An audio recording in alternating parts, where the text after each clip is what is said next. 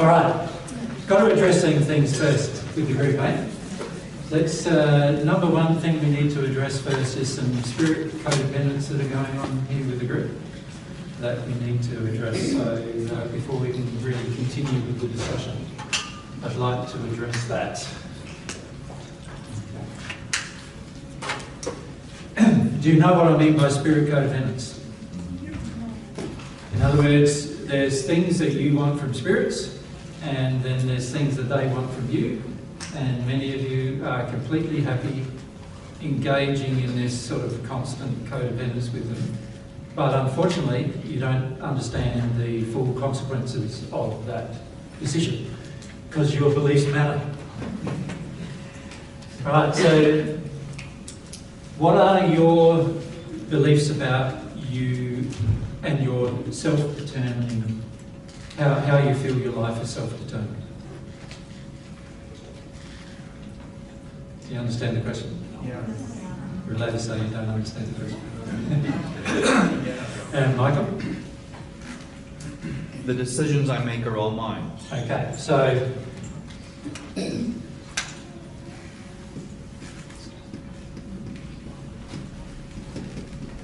decisions I make are all mine. Do you mind repeating the question, please? What's your belief about the decisions you make? That they're right. Decisions I make are right.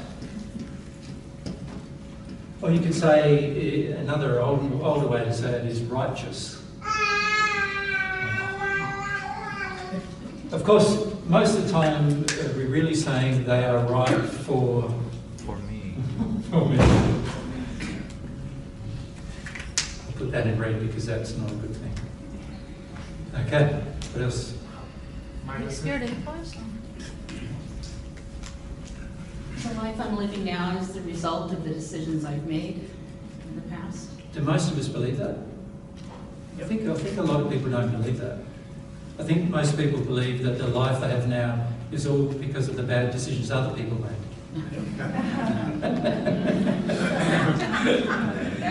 Is that true?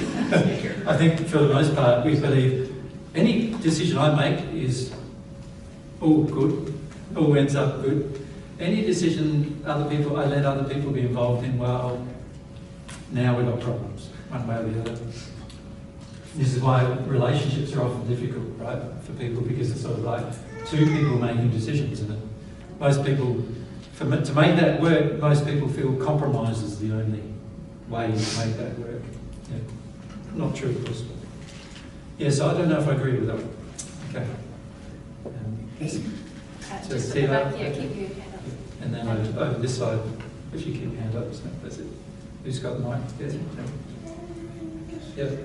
No matter what decision I make, it's going to turn out badly. Okay, some people really believe that.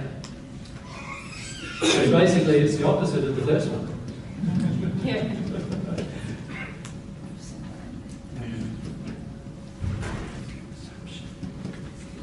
Yeah. Okay.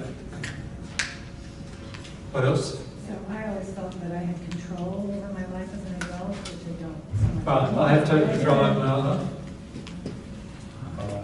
I have total control.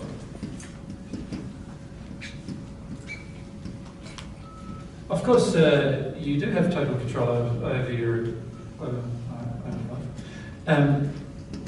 over your life in a real sense, but most people don't realise how much control they give up to others, because the majority of people give up huge amounts of control to others.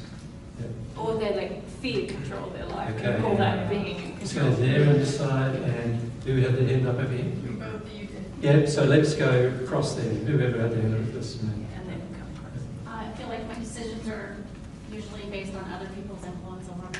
Okay, so can we say I am often influenced?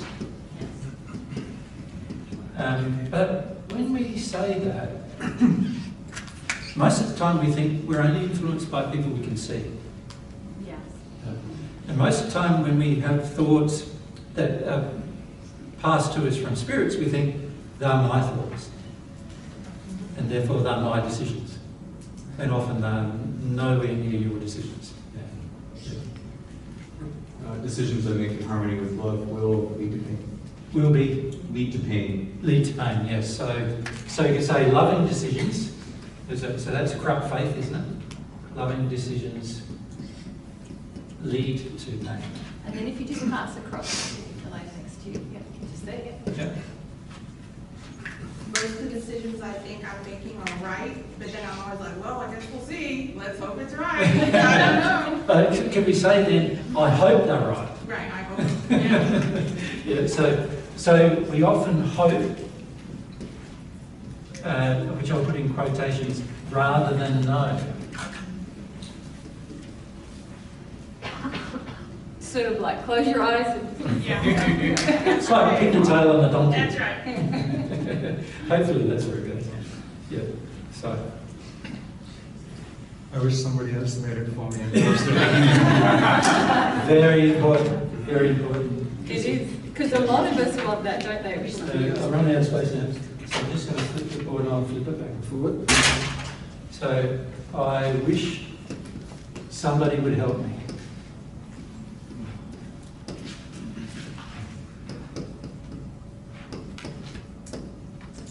Yep. That's a big thing. Yep. I make decisions to make other people happy. Okay. For myself.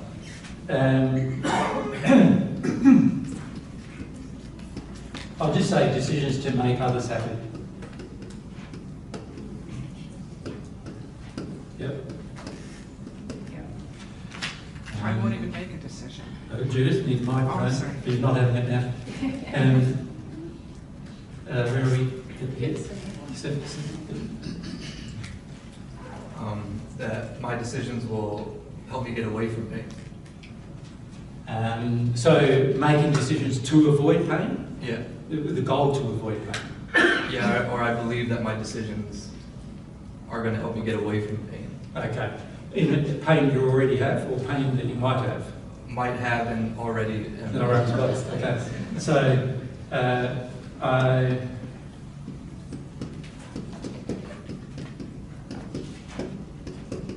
To avoid pain. You could also say it another way, couldn't you? So I make decisions to get comfort. Yeah, it's the same thing really, isn't it? Yep. We come down the front here now, and then And here. who on this side? Yep. Where are we? Here, just here, right, with the mic runner. Oh, okay. Yep. Sorry. Okay. All right. I make decisions out of habitual pattern or ruts in autopilot. So Sort of like, because it's familiar, I make the same decisions. I sort of go by the. I guess I'm not in the moment making the decision at the moment. I'm bringing by habit, can we call it? Habits. By habit. Yep. In autopilot, we could call it, couldn't we? Decisions from habit. Mary wants to call it autopilot. In other words, the machine makes a decision for me. Many of you let your phones make your decision for you. Don't you? Like driving along the car, phone says turn left, you turn left. Actually, that was right, then I just did it anyway.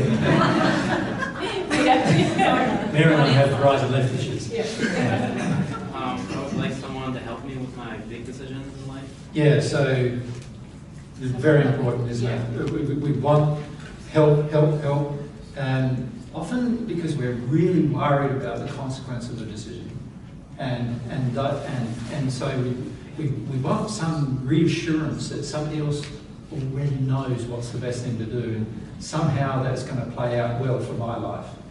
Finding out what they want. Now, of course, historically for many of us that's worked. Because like, if you're going to build a house, you want to talk to someone who knows how to build one, right? You don't want to, oftentimes if you start building a house and you've got no idea how to build a house, and you tried to build one, if you didn't know it needed a foundation, and you didn't know building codes and standards to keep it up, and you didn't know engineering, then obviously you'd be in trouble. So there are certain areas where you do need expert advice. So should we also say, other than somebody helping me, let's say I'm seeking expert advice. Should we say that? Because that is also a wise thing to do, isn't it?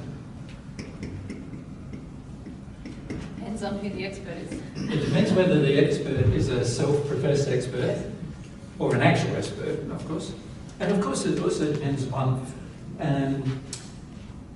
the level of expertise. See, on Earth, there's a basic feeling, isn't there, that if you're educated, then it means you're an expert. But oftentimes we've been educated in completely the opposite way that God would do something. And so we're really only an expert if we do it the way God would do it, because that would make us an expert. But for the majority of us, we're looking only at humans and going, they seem to have everything together, they seem to understand their life, so I'll go and ask them. And a lot of times, they can also just feel they know better, and you think they know better, because they think they know better. Right, so that's very common. Yep. Well, I make a decision because I have to. Microphone. Oh, yeah. Always one. I make a decision because I have to. Okay. Life happens. Yeah. I'm forced into it. I'm forced into it. Yeah. Judith? Start here. Like I don't even want to make the decision, I don't want to. So I avoid or decisions. just avoid making it. Can you see we've got so many, we could keep going, couldn't we? Yeah, there's so many. So we've already filled up, like, both sides of the board, right? Yep. And we could keep going for the rest of the day, couldn't we? Now, I just want to point out, though, what some of these attitudes do, because these are fundamental beliefs that you have about decisions, aren't they? So you could say, if my beliefs matter, and these are my beliefs, you can see a lot of my beliefs are almost the opposite beliefs as well. Like one time we're saying we do it this way, and then another time we're saying we're going to do it the opposite way almost. So a lot of our beliefs, and this is a problem many of us have, is a lot of our beliefs are even contrary to themselves, and we don't even know it. We don't even see or assess that they're contrary. We don't even see the illogical nature of our own beliefs frequently. And so you can see that my sense of logic is going to be severely limited when I can't see that two beliefs are almost opposing each other. It's like people believing that love is good and at the same time saying love hurts. So, you know, we get all these songs, don't we, saying love is good, and then we get all these songs saying love hurts. And many of us have the same two beliefs inside of ourselves about love, that it's good, but it hurts. So how is that good? And so we don't see the contrary nature of the belief, and therefore we don't see how it's causing us to be very illogical in our decision-making processes. Now, the reason, though, why I asked you about decisions is because, for the most part, you can see from this list here that the majority of us have a fairly, you could say, flawed concept about our decisions, don't we? We basically would prefer not to make them. We basically prefer to get somebody else to help us make them. We basically don't want to take responsibility for them. And we basically believe at the end of the day that it's going to lead to pain and fundamentally we're just sort of hoping for the best with many of our choices in life, rather than knowing that it's going to have a good outcome or a bad one, right? We are fundamentally quite flawed when it comes to making decisions. So, bearing that in mind, can you see how open we are to suggestion in our mind? Can you see that? So you think every one of these things makes me open to a suggestion, right? So you look at decisions I make are mine only. So now, whenever thoughts pop into my head, I'm going to think they're all mine. But what if they're not? What if they're coming from sources that are malicious towards myself or towards others? Or what if they're coming from somebody who has belief systems that are completely in disharmony with the reality of God's truth? What happens then? If I think they're mine, can you see that I'm going to make choices and decisions thinking they're mine, but they're somebody else's? Right? They're right. But what if they're not right? Can you see, if I believe they're right, but I'm not willing to assess whether they're right, I'm going to be very prone to somebody confirming they're right. Now, if that somebody happens to be an unseen person confirming the decision is right, I'm going to feel good. And if there's an unseen person who actually knows the decision is wrong, and so they try to give you a bad feeling about the decision, you'll go, "Oh, I don't want them." You know, like, "Ooh, that spirit's a bit creepy," or whatever, trying to force me into decisions I don't want to take. Or that we might even believe that spirit is unloving, when actually they're the most loving spirit around us, trying to tell us don't go there. Right? But when we want to believe something is right, so an example of that is you find somebody attractive. So, and you're not in a relationship, and you've been looking for your soulmate, and so you find somebody attractive, and what do you want to tell yourself? They're my soulmate. And so when some spirit comes along and says, "Yes, they are," where do you go? You go, "I got confirmation from another source. They're my soulmate." But what if that spirit's got malicious intent? Right? What if that spirit set up your relationship? What if that spirit even made you go to that location just to meet the person? Because they wanted to set up the relationship. Right? Can you see, if I don't know what's happening, then I'm now in a dangerous situation, believing that what I feel is right, and I'm getting confirmation that it's right, then it must be right, and I'll tell myself even that it's from God in that place. Right? And by the way, God does not tell you what to do. Ever. Ever.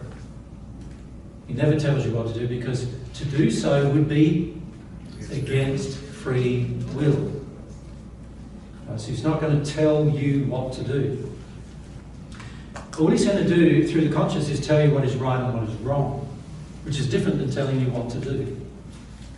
So every time somebody says, "Oh, God told me to do this," I go, "No, that wasn't God. It's never God."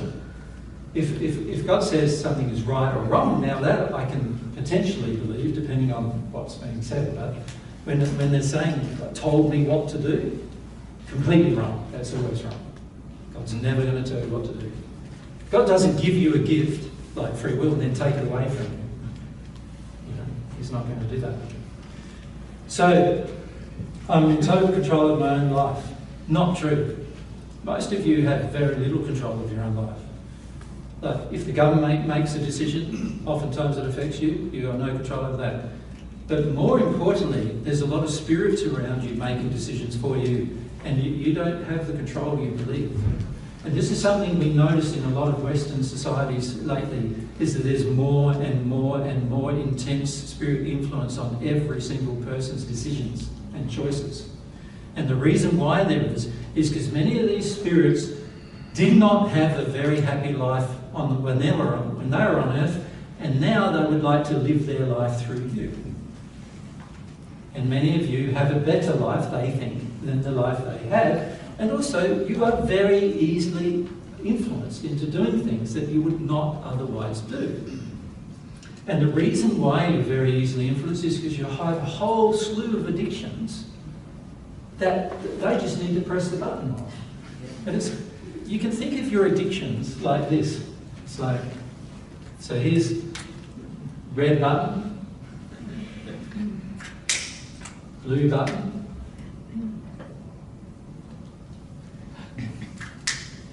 green button. Now, every addiction is like a unique button actually, but fundamentally it's like every single decision or choice you might make, you've basically got a yes, no, or maybe. Right? So a go, a stop, or a maybe. Right? And so on every issue, let's say you are maybe. So you don't say you don't have a firm decision in yourself about, I'm doing this no matter what. So in other words, you don't have a firm decision to use your will directly for that purpose. Right? So you're now in a place where you are able to be influenced one way or the other, aren't you? What do they call that in voting? They call that swing voters, don't they? What do they call it here? Swing states, swing voters, yes. So on a lot of issues, you're swing voters. Does that make sense? Now, how is a swing voter influenced? Well, How are the candidates currently influencing the swing influencing the voters. swing states? What are they doing in those states? So they have manipulate fears, they manipulate fears, and then they also do something else. Yeah, They pander to make promises promise, to make they things make better. promises, don't they? Yeah, just find this. Oh, we'll get it done. No, you don't have to. All right, so this is how you get manipulated with your spirit base, with your decisions from spirits. They either push your buttons into making you afraid, so you don't do that. Okay. Ooh, can't do that. And then, or they push your button into giving you a seeming benefit. So now you feel, oh, I can do that. So if you don't have a strong moral conviction in a certain direction, it is able to be manipulated one way or the other in any situation. Right? One way or another, it can be manipulated. So you could almost see your addictions as buttons. That somebody can just come along and push your fear button. And if they push your fear button and you're addicted to comfort, what's going to happen? You're going to do exactly as the fear dictates. Right? And all they've got to do is push that button to make you feel something afraid. The reason why 50 people didn't turn up today is because they were swing voters. They're easily able, make a decision. They hear Jesus and Mary coming, oh, that's great, and many times they seem quite enthusiastic, don't they, voters? And so they book up whatever, we get 120 bookings, so we have to organise a big auditorium and everything.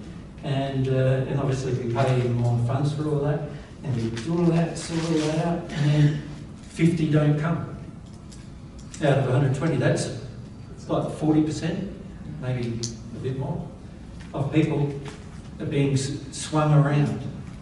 And all that requires is, if you're in a state of fear of one issue or the other, all that requires is just somebody pushing that button. And every addiction you have is a button, right? That somebody can push one way or the other, manipulate one way or the other. This is why it's so important to deal with your own addictions, because it's easily manipulated. When you have an addiction, you're easily manipulated. Yep. So if you think of all of these things, some of these things are decisions. So this statement here, decisions I make are mine only, well, that is actually a truth as long as you have no addictions.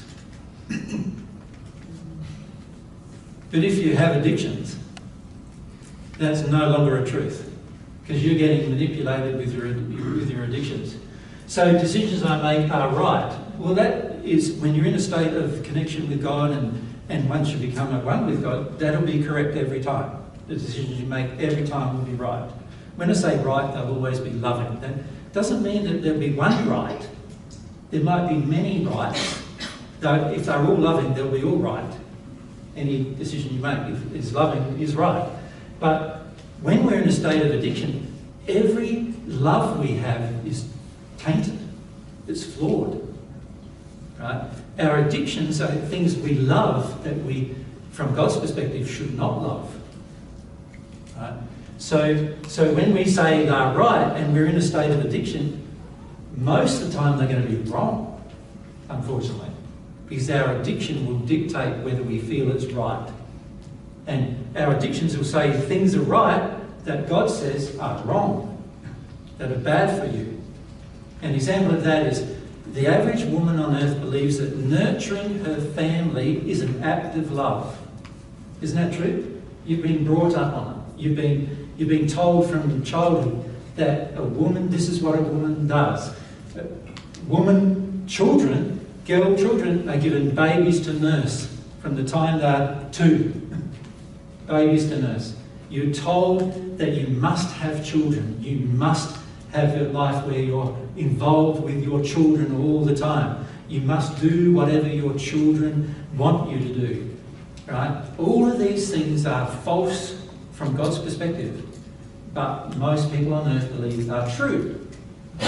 And so what that's going to do is it's going to cause you as a woman to go and do a whole heap of things and be a whole heap of things, be a family and your children. If you don't have children, you'll desperately want them, and as a result of that, and yet, God doesn't value you based on whether you're a mother or not. God values you all the time, and you cannot be a mother your entire life, and God will still value you. So the real problem is who else values you when you become a mother, and oftentimes that's family, your own mother, your own father, because they want grandchildren, and there's a lot of pressure, and Other women. the other women don't feel you're a valid woman until you have a child, and then oftentimes you're taught from a very young age, and you don't even realise this because you don't realise that it's an addiction rather than a reality. Now, having children is just, God made it to be a fact of life so that procreation could occur, but they're not yours. They're not yours. They're God's, because God created the soul. Right? If God created the soul, then the child who inhabits your 2 bodies that you and your partner created through the sex act, which is not really your creation either, because God created the entire process of the amalgamation of the 2 cells that cause all of that. So even the bodies are not really yours, you just participated in creating the bodies. And the soul of the child is certainly not yours, and it's also half of the soul, not the whole one. And if you add all that up together, you go, well, why am I so addicted to having my own children? We've got friends in the spirit world who have 50 children, none of them are their own. And they look after them because they love their children, but they don't do it for something they needed for themselves. Right? So they didn't do it because they needed to feel like they needed to be a mother or a father. Make sense? So when I'm in that state where I want that, I can be so easily manipulated and by my feelings. I just got to push the child button. And I'm willing to have arguments with my family and arguments with my husband, and I'm willing to go down the track. I'm desperate, willing to go through IVF programs, which actually cause abortions of many children, and I'm willing to do all of that just for the sake of me having a child. Right? So I'm willing to break so many laws just for that sake. And all it requires is somebody pushing the button and saying, you should do that. Right? And because I've got the addiction inside, I'll feel like I have to. Right? And usually that button is more highlighted when you're 35 and haven't had children than it is like when you're 25, isn't it? Right? Yeah. And those of you who've had children have come to probably see that it's actually requires a lot more from you than you expected before you had them. Isn't that true? And also you come to see that generally we're not very good educators of children. And we end up, because we didn't learn how to care for the child the way God would care for it, we in the end caused our children to believe a whole heap of things that were untrue, which is now damaging their own life, right? And sometimes that feels pretty bad, actually.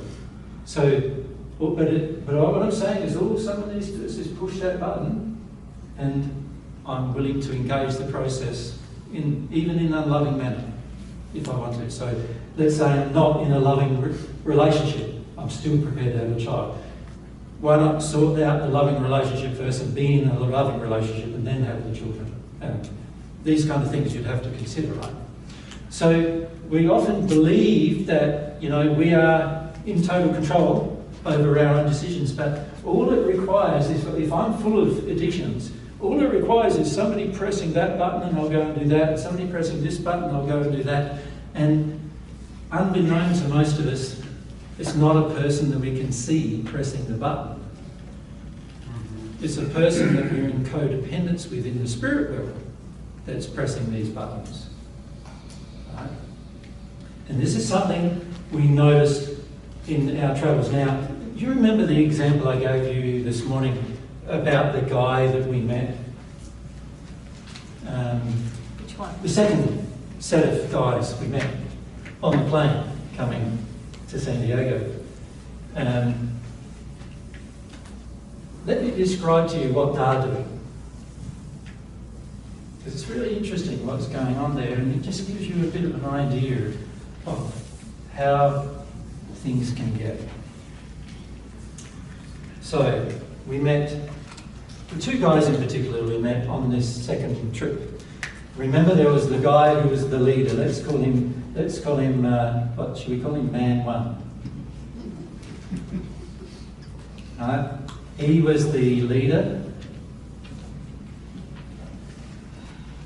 His addiction was for power, superiority,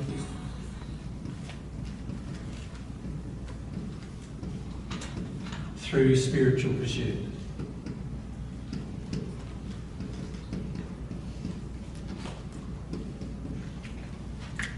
The illusion of spiritual pursuit, because while he's wanting power and superiority, there is no spiritual pursuit, really. Okay, so that's what he wants. Spirits, come along. Look at that. Power, superiority, spiritual pursuit. How do I press this button? Now, if his spiritual pursuit happens to be the Christian faith in this case, Christian faith, right? It's going to have to be someone in the spirit world who believes in the Christian faith, doesn't it? Comes along, appears to him, says, I'm Jesus. You should do this. You're my apostle. Right? You're chosen. You're chosen. Makes me feel superior. Also, he wants to feel special. Right? Makes him feel special, superior. So he feels he's chosen. He believes it now. With everything in him, he believes it. Happy to go trip around the world teaching that he is the apostle.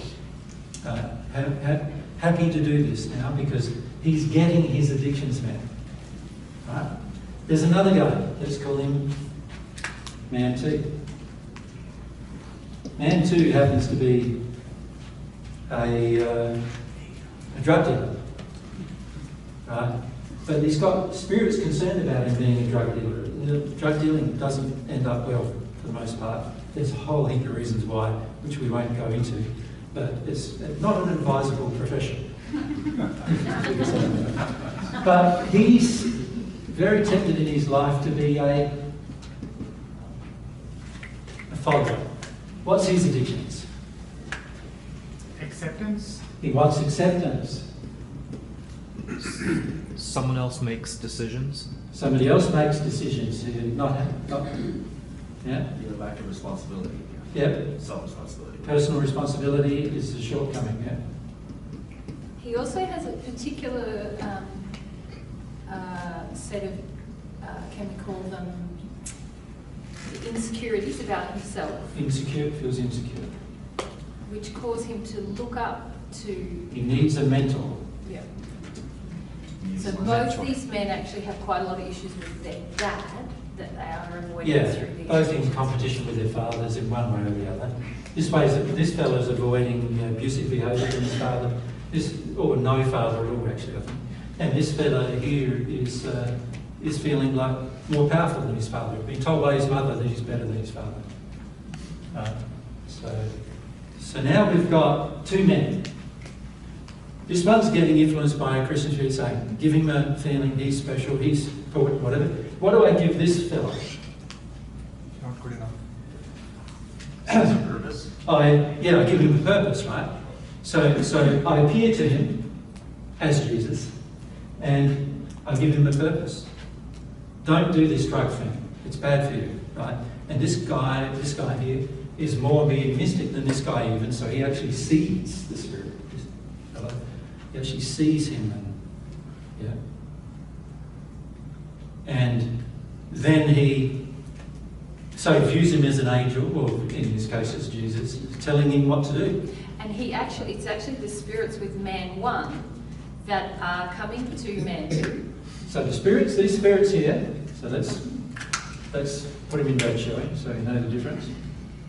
These spirits who want to guide this man because they feel he has potential to become a world powerful figure. So they've got to now somehow get him to help him. What do? You just appear to him, give him an experience, tell him what to do, he needs to help him. This is actually what happened to him. And this is ongoing. This man 2 keeps getting visions that he tells man 1 about, which grows their following, if you like. Yeah. So this man started off with, I forget how many at the beginning, I think he said he was just 7 people were listening to him at the start. I was one over. But I heard him say once... Then it went to 200,000 people. And then once he'd had his vision... And once he had his visions and everything, it's gone to 3.5 million people who are now listening to the man. And you know how they get all these people? It's very interesting. You know how they get them? Spirits. These same spirits go to Christian people who are Christian, and they give them a traumatic event. So they pressure them and put pressure on them and make them feel bad and make them feel like they're spirit attacked. And then when he comes along, the very same spirits step back. So it creates an illusion in the other people on earth, that actually he's healing them from demons. So these guys call them demons. So these people, the people who are easily led, unable to make some decisions and able to determine what happened. So these people here, you could say the real followers, right, are being influenced through a scam. It's a scam. It's a spirit scam, but it's a scam nonetheless. You follow? So by putting pressure on them first, these spirits putting pressure on, and just before, or leading up to an event where the guys rock up in their country, then they're encouraged to go along there by the same spirits, and to get away from their own pain and suffering, they do that. And then this man comes along, puts hands on them, right? And those spirits at that instant leave. So what does it give the impression of the person? He's got power over the spirits. Got power over the spirits. Man. And so what does it give him? Authority. More authority, more power, right, from more people. Yeah? And these followers mount more honour, more respect of the person who's seeking the power and the superiority. So now what does he feel? He feels he's first class, man. So when they go travelling, he travels in first class, he travels in coach. Wow. Fair dinkum, that's what happens. He was travelling in first class, he was travelling with us in coach. Yeah. And the attitude is, the more and more this happens, the more he feels he's good, the more these feel he's good, the more he helps them, the more these people help them. So you end up with a momentum, don't you? That makes it all look from the outside like, wow, wow, amazing. Yeah. Want a question? Good.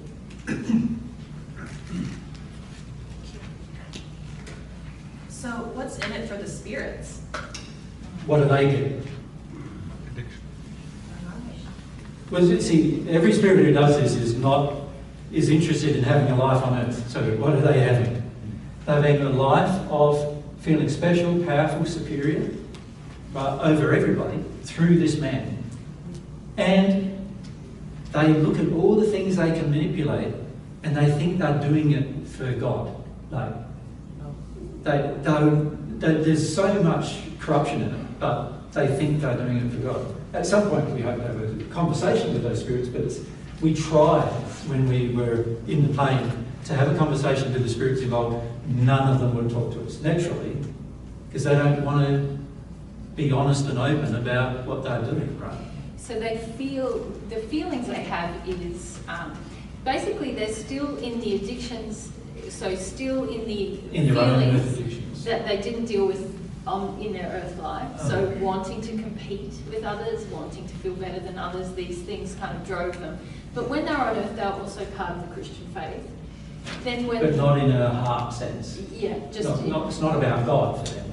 No. No. It's like it was a social construct, you know, that they were a part of. But they do believe that they're doing something good for Christianity, but they're not honest with themselves.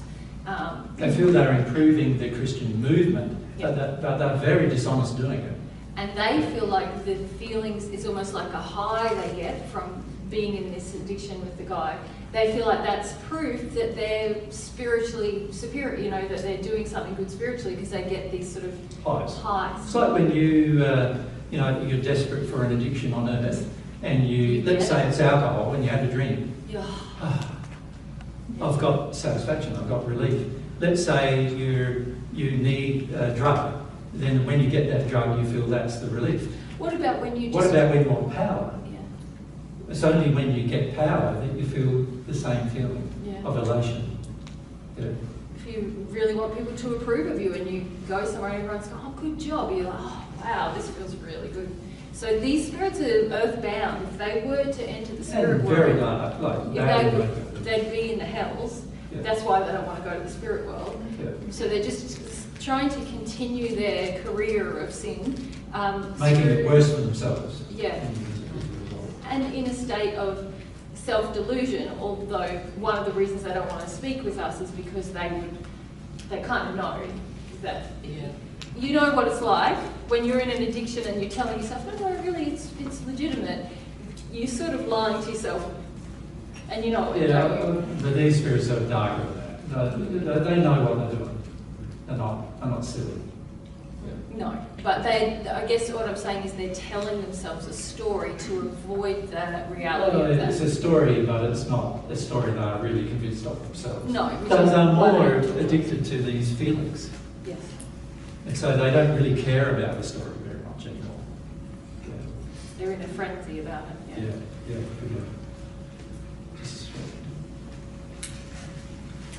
Who was over here? I have a question. Yes. So what you just described is exactly the guru phenomenon that happens in India. It happens all the time in India. Yes. Yeah.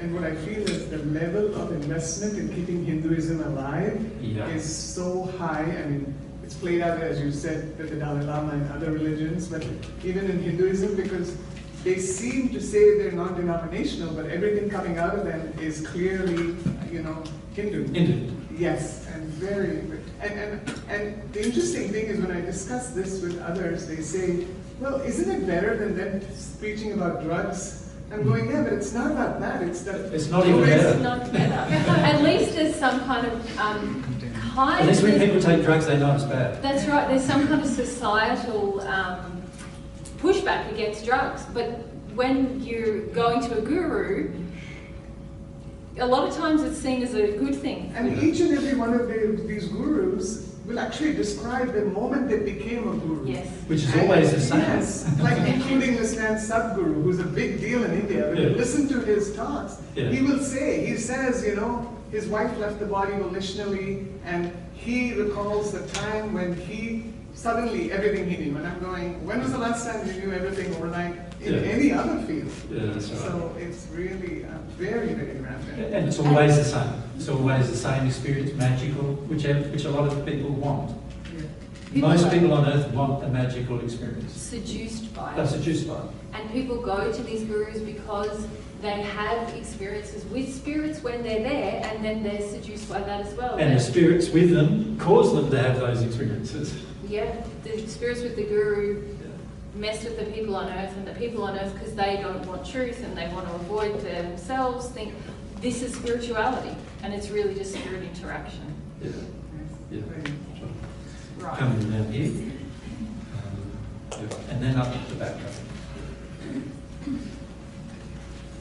Alright, make sure I'm doing this right.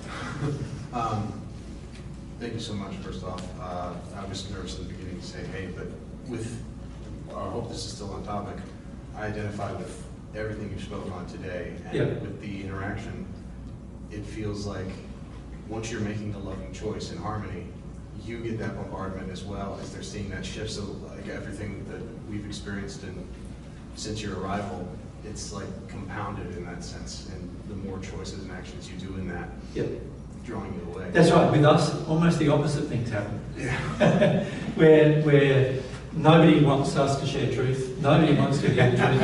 Nobody wants. You're all sitting here going, and we have a whole bunch "Look at of, we have bunches of millions of spirits following Mary around, just trying to get to every person negatively, trying to convince you that what we're teaching is not true.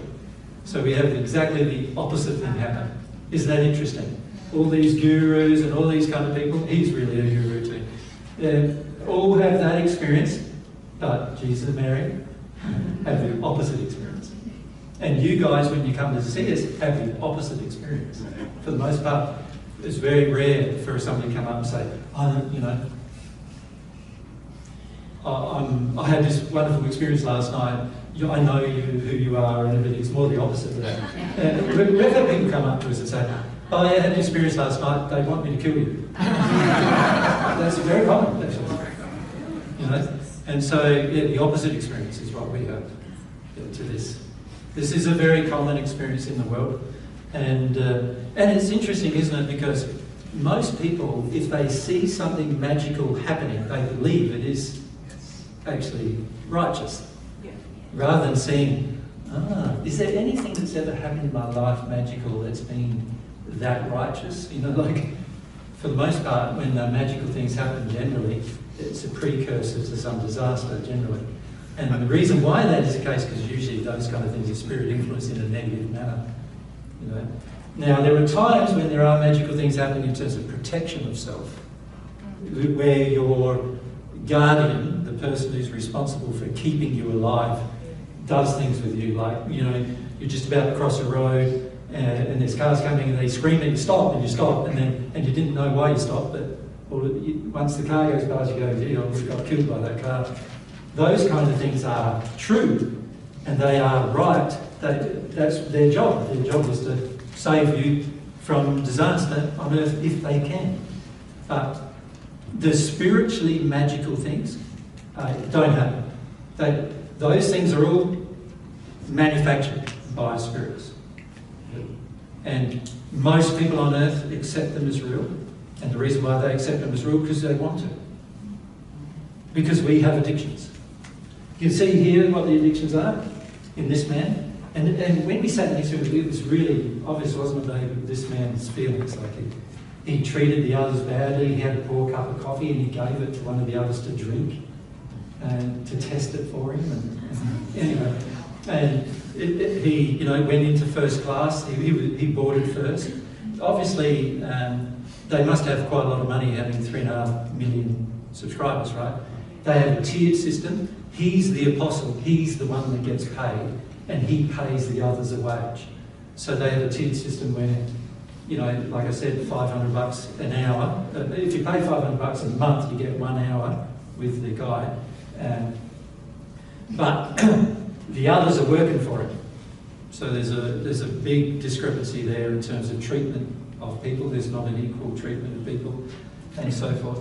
And so, there's quite a lot of problems with it all. But you see, when you're seduced by your own addictions, you don't see the problems. You just go ahead and do because you think it's right. You do it, go ahead and do. Seduced by your own decisions. So beliefs about dealing with your addictions are a big problem on earth. The average person feels their addictions are innocent. They're not that bad. They don't cause disasters. But actually, all of your addictions make you open to disaster.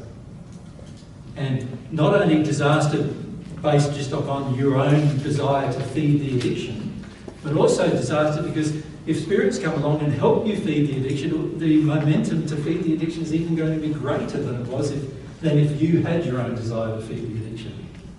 Right? And that attracts spirits, And we see many people, particularly young men, when we travel, particularly young men under 40, heavily influenced by decisions made by spirits. Yeah. And they come to help us out sometimes over in Australia, and it's like you can't do anything with them. It's like talking to an automaton, a spirit automating the person, and you've got to talk to the spirit if you can. And in some cases, like in case of one of the fellows we know in England, it took us nearly 2 years to get to talk to the spirit who was actually motivating him. We only did it when we were in England last, and he came out a couple of years ago to Australia, and we couldn't talk to him then about it. Yeah, that wasn't a couple of years ago. Well, it'd be a year ago. It was at least a year. 18 months. Yeah, and so, it took us 18 months to even get to talk to the spirit who was actually motivating the young man. And once we talked to the spirit, the very first conversations where he was like, the spirit was, there's a recording of it, I think.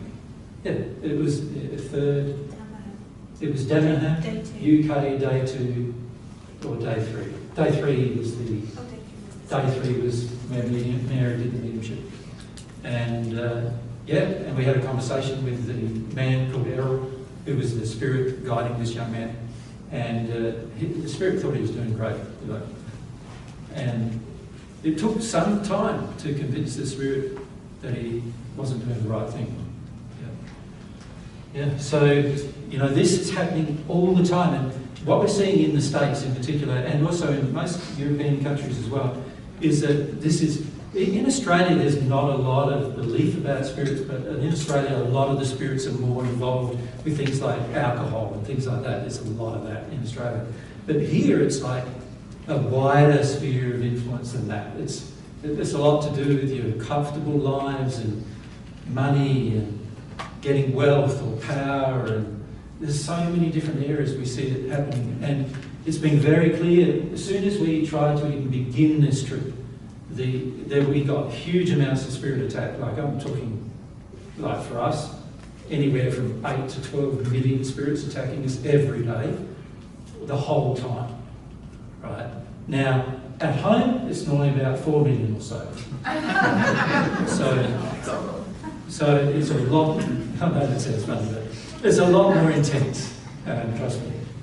And also, there's a lot of emphasis on us not being able to talk to you at all about these matters, about spirit matters, about the influences they have on you. Now, I don't want you to go away from this saying, oh, it's all their fault, because it isn't actually. If you didn't have your addictions, there would be nothing for them to press, no button that they can press if you didn't have your addictions. So the problem is your addictions. Your addictions create moral vulnerabilities? Not vulnerabilities. They're moral distortions. You could say you've either got moral fortitude or you've got the opposite of that. Corruption. Moral corruption. So your addictions create moral corruption within inside of you.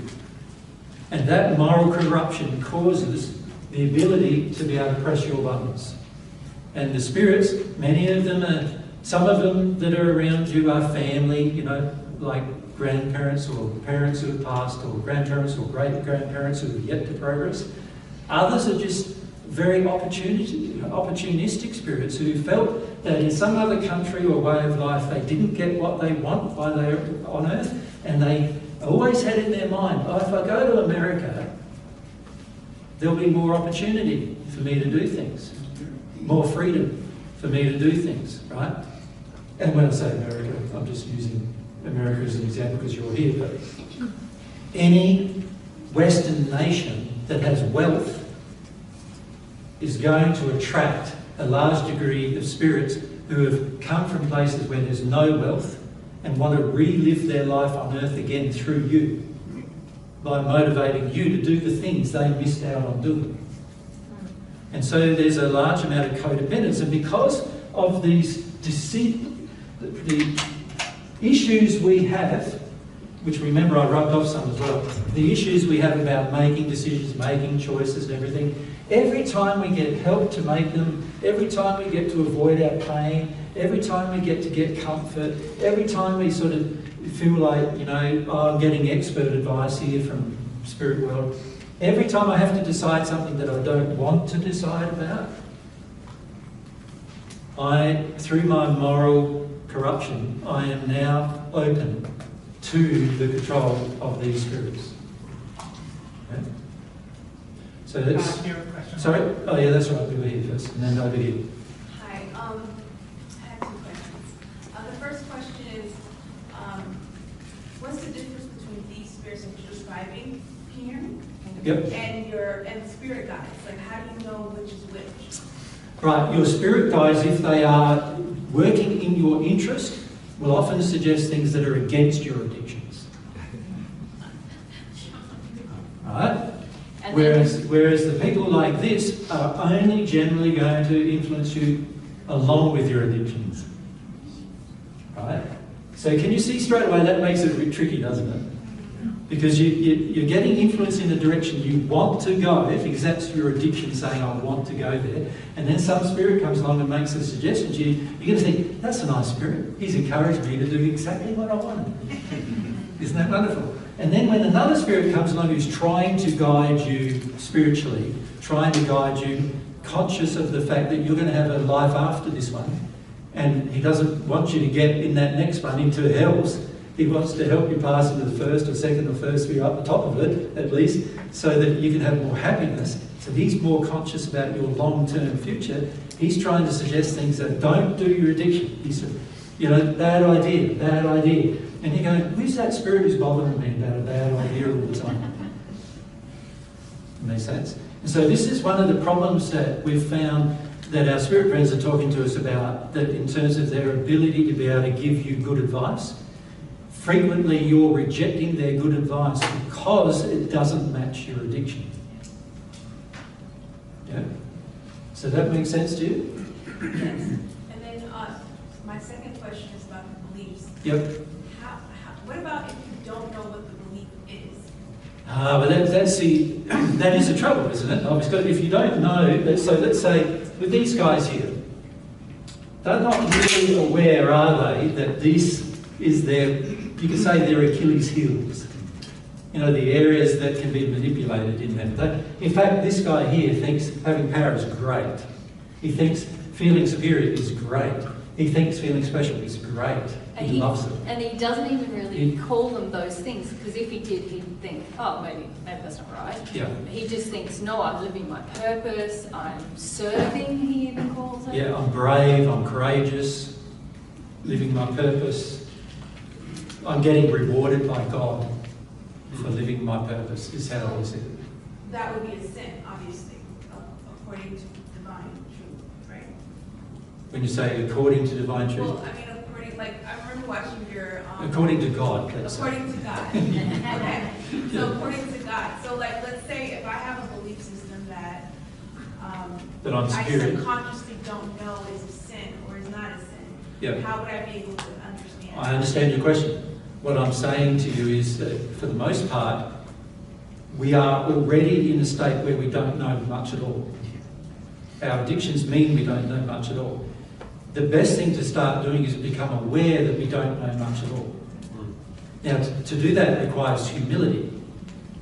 Remember, we've been recommending for a long time for people to develop 4 primary qualities, right?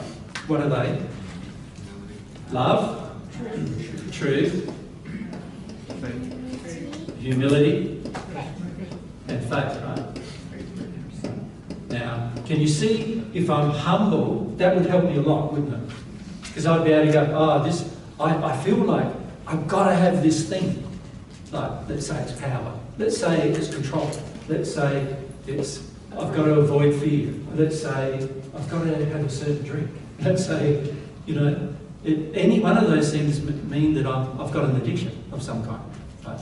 If I've got to have it, then I've got an addiction. Right? So, humility says, feel your addictions rather than acting upon them. So whereas this is saying, act upon them. So the spirits will be saying, act upon them. Do that, it's good for you. right? See, if I was feeling that I had a desire for power over you, I would stop today. I would stop doing anything with you immediately. The person who's self-aware would do that. Right? The person who's not self-aware would let their addiction dominate them. So you've got to be really honest, because you see, the average person goes, oh, but I don't know I have these addictions. And that's not true. You do know you've got almost every, I can guarantee you, if you spent a little bit of time over the next few days allowing yourself to be properly inspired, not by these spirits who are feeding your addictions, but actually properly inspired by your spirit friends who are trying to help you, and you sat down and gave yourself some quiet time, which is very hard here in San Diego to get, I notice, because of the planes going over and it's a very noisy city. But let's say you give yourself some quiet time and you sat with some inspiration. You'd probably out of this about 150 of your addictions in the course of a day. Yeah. Can I give a personal example? Sure. So since doing Divine Truth... Yeah. Just hold the mic. You've got to hold that one still. You can adjust, you can do this with this one. Okay. Since learning about Divine Truth, yeah. I had gained a lot of weight because Yep. I've been processing a lot. Well, it's not because you're processing a lot. No? Okay. No. Well, I gained a lot of weight. Yeah, it's because... And I've been praying for the truth, and I think I'm processing these emotions, but I'm realizing I'm really not. That's right. So how do I get the truth if I don't know what it is? Well, you know, the physical result is you're putting on weight. Right. The person puts up weight generally because they're getting more angry.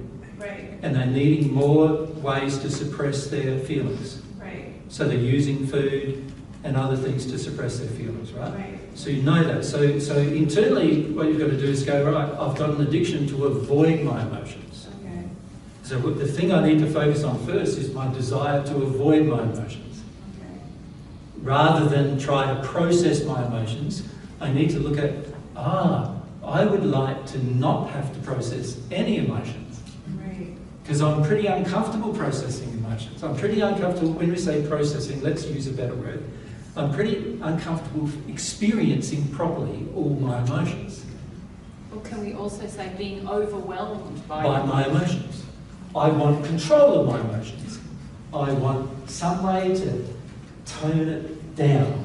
I'll have this much, but not like how I don't know how big it's going to be. I'm happy to go through the emotion as long as I feel like I'm still, sane. So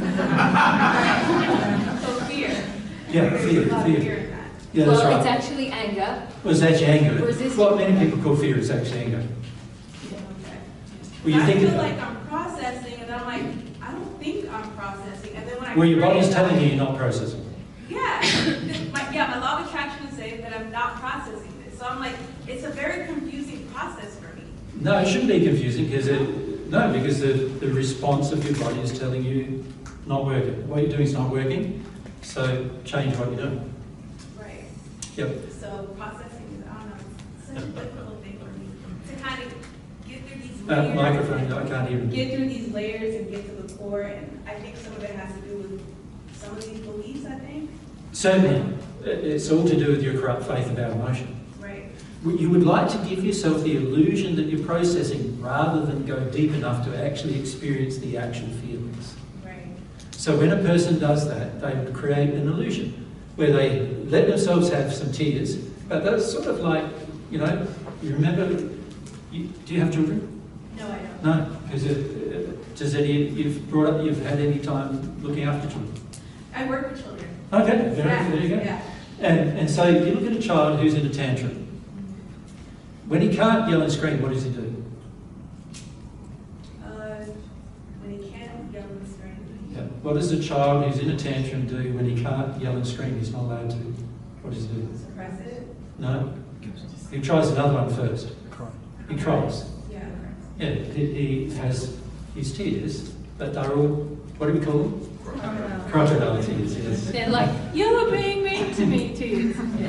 They're like, I shouldn't have to do this, tears. They're like, so really it's a tantrum still. And many of us have to go through that before we'll get to our real emotions. Yeah, that's the stage you're in. Make sense? Thank you. Yep. Now we're over here, I think. Back to Stephen, I think, first, and then come down. Yep. Keep your head up, Stephen.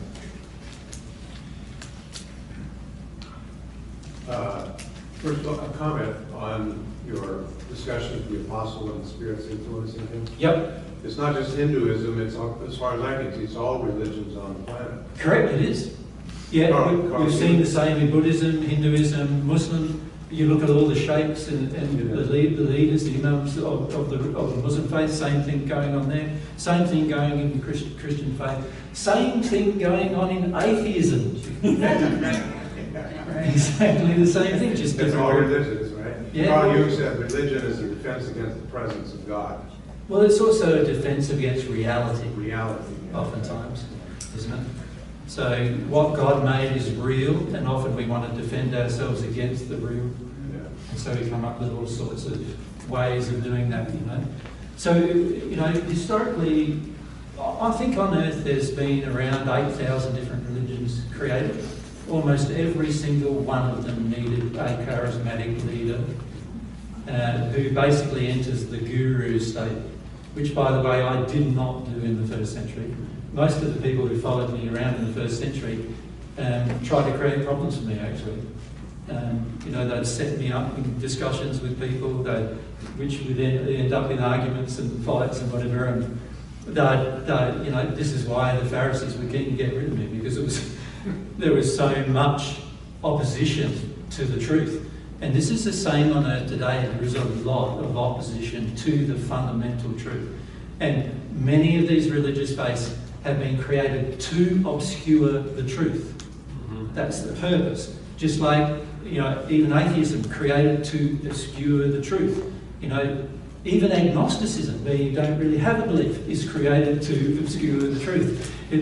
God wants to share the truth with all of her children, and the majority of us are pretty challenged by that truth for lots of different reasons while we're on earth, because we're growing up in an environment that's very anti-truth. And to get acceptance from your family, your friends, your religious, your culture, your nation, you've got to fit in with the nation's, culture's, family's rules.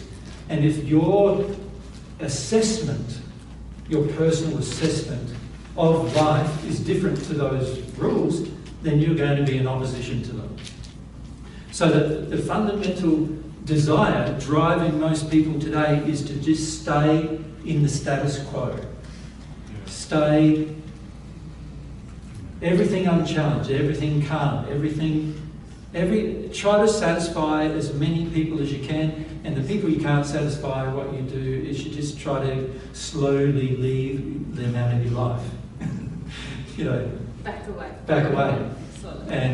And if they're in your face, then you just pander to them a bit, but still back away to the point where you no longer need to worry about them. There is never, you know, there's never something going, here's the truth, this is what we're going to do, and that's it, and come what may. Come what may. Whatever happens, happens with me living in that state. And for that reason, the majority of us don't understand the blessings, the beautiful benefits of being in that state. We don't understand it because we've only been brought up in this other paradigm which says fit in, fit in, fit in, fit in, you know, to everything. And it's a very fundamental problem we have on Earth. The main reason why there's been very little growth on Earth since the time we were on Earth in the first place, in the first century, 2,000 years ago, is because, when I say growth, what I mean is society has barely grown in its attitudes since then.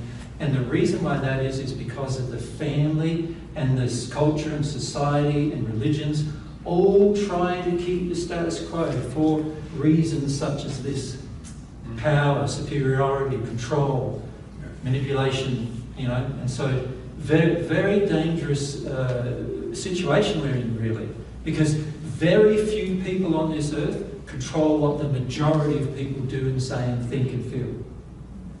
Yeah. And that's not how God designed it to be. He designed all of us to be individuals who are capable of our own thoughts, our own feelings, our own desires, our own concepts of life, not fitting into a paradigm that somebody else has defined. He wants you to be an individual. But you're not going to be an individual while you have these addictions. Because let's say you, Stephen, and I both have the addiction to compete with our fathers, let's say. Right on. So I meet you, and I'm going, I want to compete with my father, so I'm going to try to compete with you. And you're going to compete with your father, so you'll try and compete with me. So now, every time you have a thought, I'm going to better your thought. And every time I have a thought, you want to better. And every time I do something sporty, you want to do it better. And every time you do something sporty, I want to do it better. But if I can't do it better than you, then I'll just say, what you're doing is useless. It means nothing to me. So, there'll be so many dynamics that get set up from that just one addiction. And I won't understand most of what's going on really, and neither will you in that place if we're both in that place. And this is the trouble, is that we've been brought up, we have these injuries, and we're not aware of the addictions that they engage. And also, unfortunately, because most of the world now doesn't really have a strong connection with anybody in the spirit world, aside from in addiction, the majority of people just automate them through life in their addictions, getting heavily influenced by the spirits who are controlling their life, and we think we're living a life. So would you say that an attachment to a belief that is false is what creates addiction? Fundamentally, yes. Okay. And particularly to a spiritual belief that is false. Okay. So you can, in our previous conversations, we have talked about layers of hierarchy of beliefs, starting with the spiritual ones. So the beliefs about love, for example, is a spiritual belief. Beliefs about truth, spiritual beliefs. Beliefs about humility are spiritual beliefs. Then there's spiritual beliefs, emotional beliefs, sexual beliefs, and physical beliefs. Yeah. And now, the ones that have the highest is the spiritual beliefs. Yeah. Are there such things as actual fundamental, authentic, innate needs? Is there a distinction between a need? How can you tell the difference between... Not for the soul. Not for the soul, but for the body? Well, for the body, yes, because the body has specific limitations. So you need oxygen. Yeah, exactly. So, and your spirit body doesn't need oxygen, but it does need other sustenance. Like there's things that it needs in order to survive. But your soul, no. The only fundamental thing your soul requires to survive is to recognise there's another half of it. Okay. Because obviously, if I'm just a half, then there's limitations with that. But once you become a complete soul, no. There's no thing even as a perfect human, there's nothing else you need. You don't even need God. Right? You don't even need God. But to get above the sixth gear, you will have to. So in the lower spheres, there are what you would call needs, but are these things that help us progress through the fifth sphere? Not usually, no. They help you stay the same. So fundamentally, the things you call needs are addictions that cause you to stay in the same state. So an example of that is, let's say, I think I need love from somebody, partner, let's say. Right? Now, you don't need love, you need to learn how to love. Which is different than needing love. So you can love somebody else without being loved by them. In fact, that's what love is. Loving somebody else without being loved by them. Without getting anything in return. And so you can learn to do that. But most of us think that, no, I need to be loved.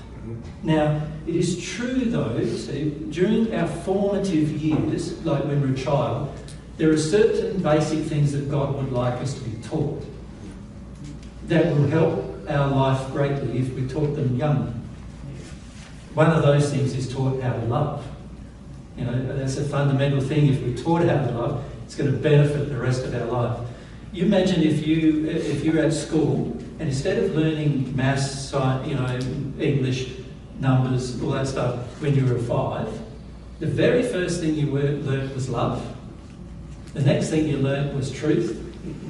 And how to measure it. Next thing you learnt was humility, how to be humble. And the next thing you learnt was what faith is, what it really is, not the imaginary thing. And you were taught that when you were 5. Instead of 76. Instead of 76, yeah. So you imagine how your life would have been. Yeah. It would have been very different, wouldn't it? If you knew what love was by the time you became a teenager, you would never have engaged in any addictive love. Much of which leads you to sadness, right? And you would also, if you were humble, you'd know how to deal with your feelings. See, the average person is in their, like my age, older, I'm 61, older, in their 70s, still don't know how to deal with their feelings. You know, they're still trying to avoid their feelings. The average person never learns on the earth how to deal with the feeling. They learn how to suppress them, but not how to have them, to experience them. Most of us are highly judgmental about feelings. Right? So they are our beliefs about emotion, our beliefs about humility, which are all to do with spiritual beliefs. So any corrupted spiritual belief is going to end up with pain and suffering. And addiction. And addiction. Yep. Thank you so much. Yep. Good question. Come forward, and we'll just go forward one at a time. Yeah. I've been meaning to ask you this since I started to listen to your teachings. How do you both experience spirit attack? I mean, how do you experience it? Because that it's pretty much the same as if somebody comes up and punches me in the nose. So physically, the symptoms both that you experience, do you actually feel?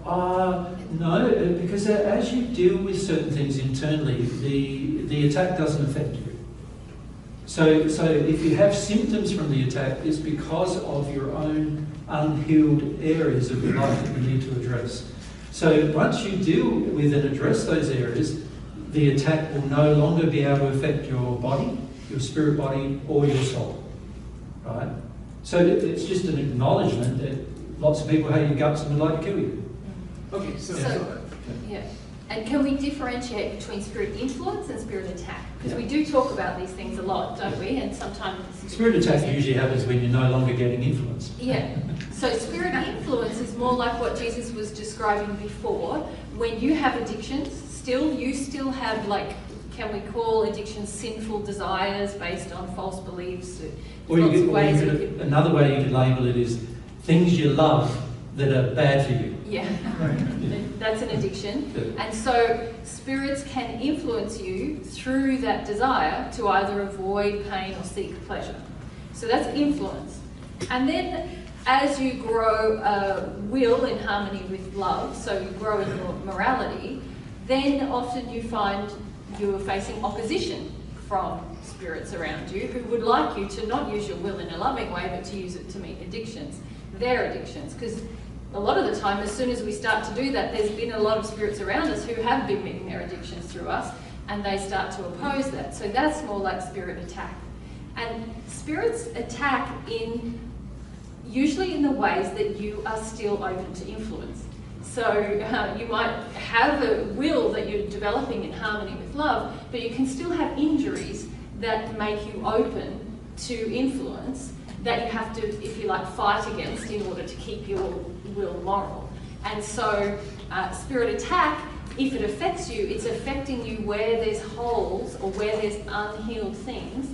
And it often feels like it can be someone being very nasty and attacking and mean. So I feel that emotionally, you know. Or it can be someone or a group, being manipulative, undermining. You don't really know what you know. That's not really, just like a person on earth. Making you feel bad about yourself if you pray. So affecting your worth, affecting your confidence, affecting, or telling you now you're really harming people, threatening you. Making you feel guilty. Yeah.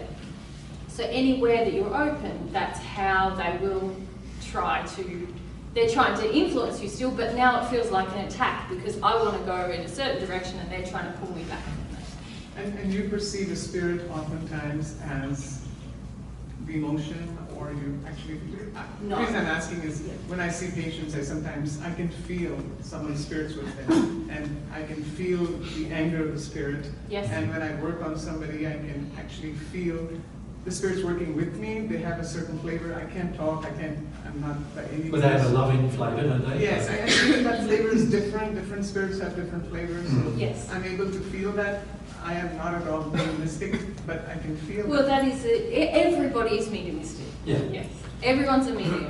And what you're describing is definitely you engaging your mediumistic senses. Yeah. So So feel that's why I feel, the anger that I feel sometimes, and I recognize that I must have energy stuck somewhere in my soul that it's affecting me in one particular part of my body versus another on any given day. So Yeah. that's it. But some people experience spirit attack physically. They feel like a physical sensation. I think the more emotionally sensitive you become, you feel it like the emotions of a person. You know. Oh, I definitely feel the part of the negative, self-talk very strongly. Yeah.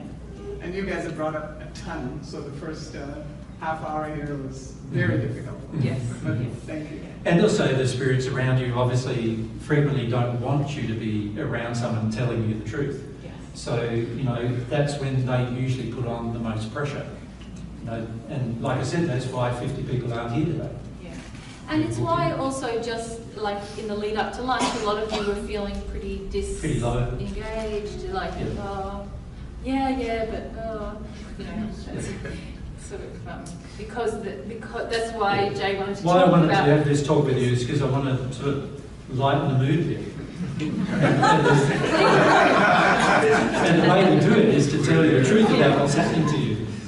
Yeah, about the influences that are upon you. So this was really just an illustration of how your own personal addictions either will get fed or attacked by the spirits, depending on what they want you to do. And the way I sort of see them is like buttons, where they can just activate that button and activate that button. And because of the addiction, as soon as we're activated in that button, it's like getting a robot putting into a program, Oh, there I go, I'm off doing that. And, oh, there I go again, and I'm off doing this. And sometimes that was opposite to this, but, because of the different addictions getting pressed at any one point in time. And so it's very important to understand that the addictions are not innocent little problems that you have that you should ignore and generally try to feed. They are things for your own sake you need to get rid of. Completely get rid of. They are sins that you need to get rid of. They're going to cause pain and suffering. Now, if you are focused on having them fed, you are going to be very, very prone to all sorts of spirit influence that for the most part you will enjoy. You will like it, right? And this is where most people commit their sin. Most people take the behaviour, sinful behaviour. This is where most people engage sexual behaviour that is sinful, or like moral behaviour that is sinful, where they act out of harmony with love, or they stop acting in harmony with love. So an example of that was the very first man I met on the plane, where I'm sitting next to him and he had the opportunity to love his neighbour just by having a chat with me, or, but he zones everything out, right? He's like most people nowadays that have got a sort of like a force field around them saying, don't mess with me, don't even talk to me unless I want to talk to you first, that kind of feeling they have. And that's because there's a lack of interest in his brother. Does that make sense? When you love, you're interested in your brother, right? Not when you're tired, you'll have to sleep then, and not when you want some peace and quiet because you need some peace and quiet then, but you will be still interested in people when you've got the opportunity. And so the fact is that if you look at, you look at most Western society, everybody is very insular at that. Right? How many of you from San Diego? There you go.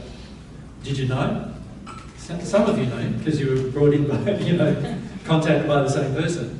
But, we can be in the same town with somebody who believes the same thing as us and not even know they're there. It was interesting in Canada. We met, there's a group there that got formulated, they call themselves the God Group. There were, I think, 8 or 9 of them. For many years, they talked with each other without knowing they were both all interested in divine truth. They come from the same small town, 5,000 people. Wow. And they didn't know. We're so insular that we don't even... Like, when I meet you, you'll notice Mary and I ask you a lot of questions, if we got the opportunity, right? What about this? What about your life? What about that? Most people don't do that because they want people to ask about them, which is their addiction, right? but they don't ever ask anybody about themselves. And that's a lot because we don't know how to love anybody. We want to be loved, but we don't know how to love others. Right? And I suggest if you don't know how to love others, then you don't know how you should be loved either. Right? As well, which is a problem. But this is the main reason why, is because our beliefs about love, truth, humility and faith are all flawed in some way or another, and we don't think they matter very much. And so we're just walking through our life doing things, thinking that the things we do are the things that matter. Right? But actually it's the things you feel that matter. Because they will motivate you to enjoy the things you do. Right? You need to learn how to feel what you do rather than just do. But the average person on earth, of course, is not even taught that. Imagine if you were taught that when you were 5. Yeah? Do you think by the time you were 12, you would be still going, oh, what do I do in my life? What do I do in my life? You know? By the time you're 12, if you were taught that at 5, you'd go, yeah, 12, I'm an engineer. I'm already an engineer. I love engineering. That's what I'm doing. Do you know what I mean? If that was your passion, you would know it already. By the time we're 15 or 16, we've gone through puberty, we'd probably have already met our soulmate. Right? Because our passion and our desire would be on show for anybody to see. And the way God designed it is just, if your soulmate hasn't been aborted or miscarried, then you're going to meet them on earth if you're in a state where you're realising your own passions and desires. There's all these wonderful benefits that happen as a result, but the average person goes, well, I'd rather my addictions. They're not bad. They're okay. Yeah. Thank you. I have a question about relating beliefs to addiction removal, which I've been working on, and I want to make sure I have an understanding of the mechanism, or a reasonable understanding of the mechanism. So my understanding is that beliefs really are fundamental here, and they will then connect to your desires. So in other words, the desires appear to arise out of beliefs. I don't know what else they, I mean, I know there's instincts. You mean the decisions you make? Yeah. So stop being so technical for a moment. Okay. Is it John? Yeah, John. Yeah. You're very technical, right? I know. We need to make it simple because we need to make it so a child will understand. So let's call it your decisions, not the decider.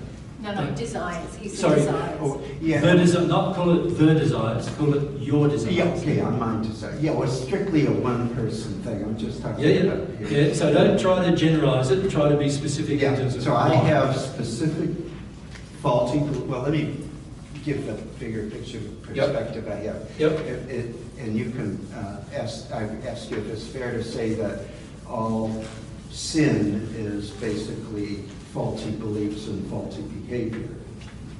Well, it's faulty emotion, isn't it? Well, that's in between, so that's what I say. The faulty beliefs lead to faulty desire that leads to faulty will and actions. And I'm just wondering if, it's not that easy to edit your beliefs. You know, you can't just go in there and say, well, I think I'll delete these 2 beliefs. No, exactly. It's it'd be nice if you could. Let's put a hierarchy on the beliefs though. Because there are certain types of beliefs that are more important than other types of beliefs. About truth. No, so let's say the spiritual beliefs, the things you believe about spiritual matters, are going to have the highest impact upon your decisions. So that's things like love, truth, humility, principles, you could say, faith, in terms of principles. But there's also things like the beliefs you have about the soul, God, and so forth, right? The spiritual beliefs, they are going to have the highest impact on the decisions you make. So an example of that is if you believe the soul dies, then the next beliefs that come along is eat, drink and be merry, for tomorrow I'm going to die. Which means I can do anything I want because tomorrow I'm going to die, which means there is no God. I don't have to worry about what happens after I die. I need to just get mine while I'm alive. And that's going to cause you to do so many things wrong, in terms of morally wrong, right? So you can see that these spiritual beliefs, they formulate the main reason why we make a decision or choice. Right? But, sorry. No. It's all right. No,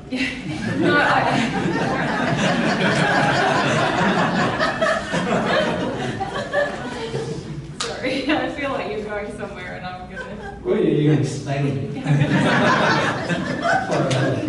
John, you sort of said there's beliefs and then emotions and then... Desires derive from beliefs. The problem is that the beliefs are inside of you emotionally. That's right. Yeah. And they're formed through sin. They're not the originators of sin. They're an experience that's been shut down. Can we label it what it actually is? Memories. Yes. Is what it is. Now, what are memories? Memories are a sum total of all of your sensory experiences. Experience. What else? Experience. All the emotions you tied into those. Internally, yes. Beliefs. All memories are, beliefs are formulated from your memories. Okay. Also beliefs about other people and things you see. Yeah, but But they are from experiences. So things happen, and we have emotions and we have sensory inputs around those events and things happening. And It all gets fed into the soul. Yes, and if it's shut down in any way, then we start to form beliefs. Or even if it flows, actually, we form beliefs. Oh, so you'd say beliefs are not necessary? Or? No, beliefs are a part of Beliefs human matter, existence. But you're saying that's how the fault, error, sin enters into the soul, is through faulty beliefs. Well, I'm talking about the formation of belief. They're through experiences, sensory and emotions, that happen that we store rather than experience. Right. We store them. Now, of course, our memories also include what happened to us intellectually, you could say. Decisions we made about it. Yeah. Decisions, choices we made, all sorts of things. These form our memories. But when the memory gets stored emotionally, it's because you haven't fully experienced it. So an example of that is, let's say you're married and you really love your wife and she dies. The average person then will choose to not fully experience their grief. Now, when they choose to not fully experience their grief, they've now got these memories of the relationship that's also tinged with all of this grief for the loss of the relationship. So instead of feeling joy when they contemplate the relationship, all they feel is the sadness of the loss of it. Because they haven't experienced the sadness and released it. See, if you experience the sadness and release it, all you remember is the joy. But because we choose to shut down the experience, the emotional experience in this case, we're choosing to shut it down, now it gets stored in the soul as a memory, and it's a bad memory. Associated, when I say bad, it's painful. The painful emotion, the sadness, is in me, and I haven't let it out. Wouldn't that also pertain to the happy memories? Of course. Yes, but what But we you're talk... less prone to shut You them down. don't want to release the happy memories, I guess. No, the average person will experience the happy memories, and there's no opposition to continuing the experience of them because they're happy. But it's not problematic for some reason, whereas the sadness is something that has to be allowed to depart the soul. Well, God created your soul to allow all emotion to pass through you and depart. Including happy ones. All of them, yes. So nothing stays there. It's just... Well, what bliss is constantly having happy emotions Right. pass through you. Okay. All the time. New experiences that are always happy. Because the future is much more important than the past, it seems. Of course. Yes. Of course. And the trouble is, by locking up the memories, we make the past more important than the future. I guess to get to my question on You didn't that, hear my answer, but go on. locking up the negative, and my question is about the positive. Would not the same apply to the positive as the negative? of course it applies to If the you, positive. if you shut down a positive experience, you're also going to create a false belief, a problematic belief. And some people do this. It's common. If something's so happy, sometimes people shut that down. Yeah. A lot of times it's from a history of negative experience on that issue, though. Yeah. But if you let all emotion flow, you're going to form beliefs. But those beliefs are more likely to be in harmony with truth because you haven't prevented anything. As soon as you prevent something, you form these corrupted beliefs. And So a corrupted... They can occur with both positive and negative emotions, of course. A corrupted belief, okay, leads to a corrupted desire and a corrupted... A future corrupted desire, yes. Action. So you can say it creates a corrupted faith, and that determines your desires. Yeah. But a suppressed positive memory is not the same as a suppressed... A suppressed positive memory has the same effect. So example, let's say, an example I can give you. You don't deserve something. No, say you're very little. And your dad comes home from work and he picks you up and he gives you a big hug, and your mum comes in the room and says, put him down, and you freeze. I'm not allowed to feel that happy feeling. It gets locked in you. Or another even more simple example. You're a child and you're just giggling. It's something, you found something funny, you're just giggling. Yeah. And somebody says, shut up, right, to you. And you're just giggling. And somebody says, shut up. So they're locking up that experience. And they're putting a negative experience on top of that experience. So you're still going to have to deal with it. So that's going to create a belief about laughing. Joy. A belief about joy. That's false belief. A false belief about joy, yeah.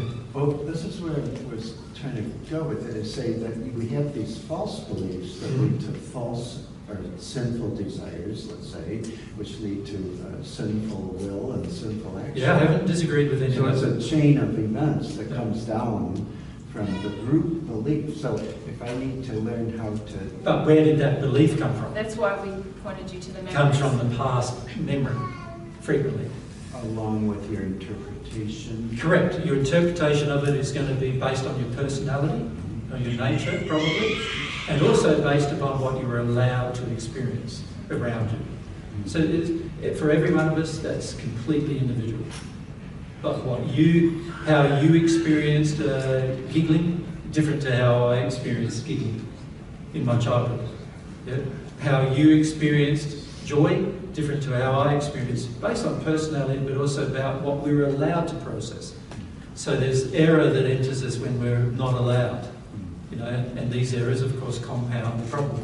So I don't have any problem with the theory, John, but why are you having trouble putting it into practice? Well, I'm trying to trace my error. I'm doing error troubleshooting, error detection, correction. Can you Still gonna feel it. Yes, She says I don't feel it. Correct. This is why we pointed We you want to to focus you on one thing. Yeah. You are tech. You are trying to do tech on your divine truth. Formulation. Theory. Can you see how you now want to disagree with me, but it's not helping you feel it? Yeah. So your wife knows, is it your wife? Partner? Okay. She knows that you don't really feel it. You're in your head a lot trying to describe it all, not feeling it at the same time. And why does a person do this rather than experiencing it? Because you're getting really technically, intent on the mechanism. On the mechanism, but you're not having the experience. Why does a person get so intent on the mechanism? What's the point of doing that? You think it's to understand, but it's not. It's to avoid the experience. You'd benefit from getting completely out of this mental state of trying to understand the mechanism, and instead allow yourself or work through the reasons why you don't want to allow yourself to have the experience. The beautiful thing in your mind about understanding the mechanism is that you get to control the experience. Right? Now that's not a beautiful thing from God's perspective, because bliss in the end is what God wants you to have, and you can't control it. I don't see it as control. I know you can. Not everyone here can see. This is the trouble, you see, is when we have a certain type of feeling ourselves, even when it's described to us, we're going, but that's not how it is. But everyone around us going, no, you're not just letting yourself have the experience. You're trying to come up with all of these. Well, you're into metaphors a lot, aren't you? Yeah, identify the faulty beliefs. That's what I'm trying to do, so I can discard them. But you're trying to use your intellect to identify emotion. Okay. And that's where it's very, very hard to do, actually. And it's not God's way, by the way, either. Yeah. God's way is to feel the emotion, and then after you've felt it, you identify it. Yeah. After, not before. So you can't identify things emotionally unless you feel them, is what I'm saying. You want to identify them before you feel them.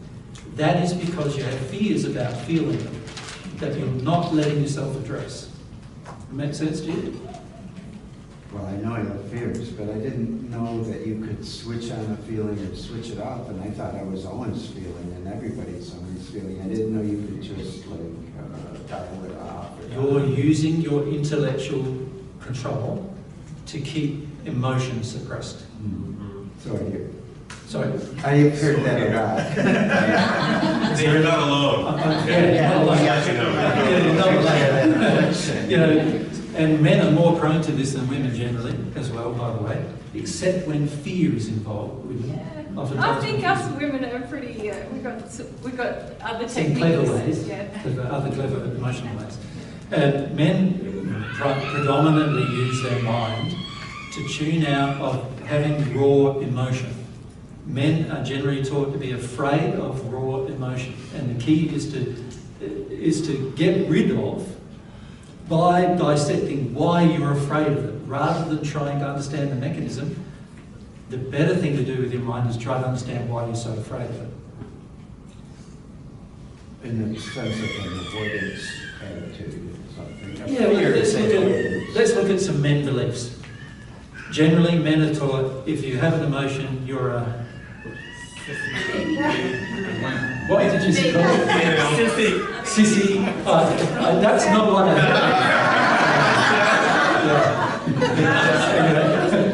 meant. So you're taught if you have emotion, you're a girl, not a man. Basically, what's wrong with a girl having emotion? See, this is also a problem for girls, isn't it? Because girls are taught having emotion, oh, you're just another girl having emotion. And you're taught as if your emotion's not valid, but it actually is often very valid, right? So that's another problem. But if we look at what the man's taught, if you're taught, as a child even, you're taught this by both your mum and dad, ironically. Even mothers teach their sons these things. My mother was insistent. I come from a large family of 7 children, and my mother was insistent on the older daughters, I had 5 older sisters, that they must never feel emotion, and my sisters were spanked physically by my mother for showing any emotion, even in front of their teenage peers in high school. My mother did that. She was so angry that she didn't want to see emotion. So I don't know the whole backstory, but I know. Well, just look at that one issue for a moment. Just the mum spanking your older sisters about feeling emotion. Can you see you're not going to get the approval of the woman if you feel emotion? That's the belief, right? So this is one belief that's saying, I need to go all intellectual on it because I need to understand it before I do it, because if I don't understand it before I do it and I do it, what's going to happen? Like my partner, my mother, all the women around me are going to be upset, like having emotion for a start. So there's that. But let's look at other beliefs for the men. Faulty beliefs. Faulty beliefs, yeah. Let's look at them though, because they are the things stopping you. And this is why you want to get into your mind. Yep. Oh, I can give you one that I was imprinted with. Emotions are something, animals have that. Cats, people have cerebral capability. Correct. Cognitive function, and we can reason, and we're way above the raw emotionality of the beast of the jungle. So can you see that? It's condescending towards emotion, a ridiculing of emotion. It's also saying that you become an animal when you It's have emotion. It's primitive. So there's a lot in that, just that one statement. Well, I come from an academic family. Of course, that's very obvious. I don't think you need to even say that. Yeah. So, and you can see why. You can see why, because they were scared of their own emotions. They were terrified of their own experiences, right? And this is the problem, you see, is that the thing you've got to deconstruct is not how it all works, but why it's not working. And why it's not working is because of these false beliefs that are now in you as memories. That's why it's not working. Yes, and all the memories are imperfect. I'm well aware of that. And they also have an emotional charge, I suppose. But the question is, what do I... Not I suppose, but go on. Okay. They definitely have an emotional charge. Yeah, okay. And from the passion messages, I understand that after a while, it's possible to remove that emotional charge and all of that. So correct. I've heard all the lessons over the last year. Yeah. But see, one of the things that most people don't realise is you've got to experience it to remove it. Mm-hmm. So an example of that, let's say, you know the experience of your sisters getting thrashed, like belted, for having their emotions? Mm-hmm. You haven't processed that yet. Oh, I got thrashed too. So. I know you did. It's funny how you say your sisters did, but you didn't say you did. Well, we got thrashed for breaking into the Girl Scout nuts, and that destroyed our whole relationship with father. But if you observe your sisters getting thrashed because they were having emotion, can you see how much fear that would trigger in you about going through the experience of any emotion? Now, to release that, you're going to have to face some of the grief you felt and the fear you had when they got belted for having their emotion. Oh, I wasn't present. I only learned about that a year ago. But I know there was other behavior like that, so yeah, I have to figure it out. So I thought it was all that I had to start at the beliefs, but you're saying I have to go to the memories? But the fundamental thing you're forgetting is all of them are emotional. So you have to actually feel them to go to them. So play back the memories, but keep the emotional channel switched on so you don't bypass. Just turn it on. Turn on the emotional switch. Just turn it on. All the way up. You do not want to. I need to equalize. Yeah. See what you just did with it. So now he's turning it into a machine called an equalizer. You know what I mean? This is what you're doing with it. And the trouble is, what that does is it distances you from the feelings. John, what you're going to have to learn to have is to understand feelings. Now, for me, when I was in my 30s, I gave this description a couple of times in this trip, actually. Maybe I don't have to say the words again because I'll be able to remember the events. Canada? In Canada, that's right. In Canada, I think it was second day. Yes, and in Chapel Hill you also described it. In Chapel Hill recently as well. I described how I came to feel emotion because I was like you. I was in my head all the time. Till 33, all the time, yeah, from 33 up to 33.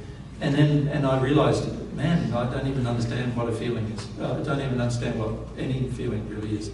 And so, you know, I had to go through a process where I tried to get words that describe feelings, and then what I tried to do is educate myself, not through my intellect, but to actually feel the feeling. Like, what does that feeling feel like? And I did that with hundreds of feelings, trying to feel what the feeling felt like. And I prayed about helping to feel what the feeling feels like. So I got out of my head altogether with it.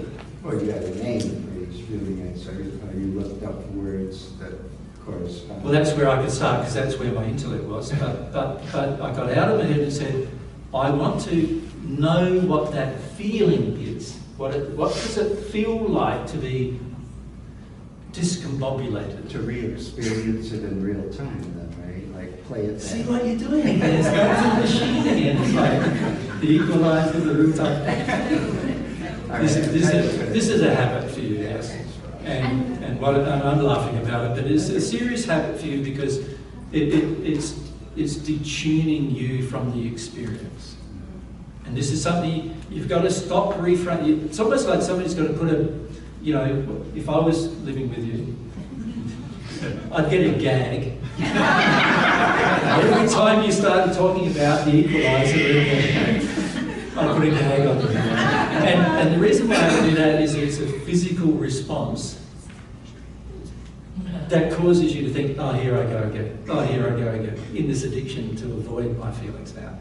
And if somebody did that for you, it helped you just go. So every time Mary did it, it would go like that. Imagine after a while you'd be going, oh, here I go again. You know, here I go again. Now I've got to, it's an addiction. So with every addiction, the only way you can stop them is to stop doing them. And then feel what you feel. So let's say I stopped you from giving me any technical description about emotion ever again. No more equations of emotion. There you go. I'm stopping you saying that. You're off now. Hand over his mouth. Well, isn't that what my mother was doing? I don't know. Well, then do it again, because you just try to reason it out as well.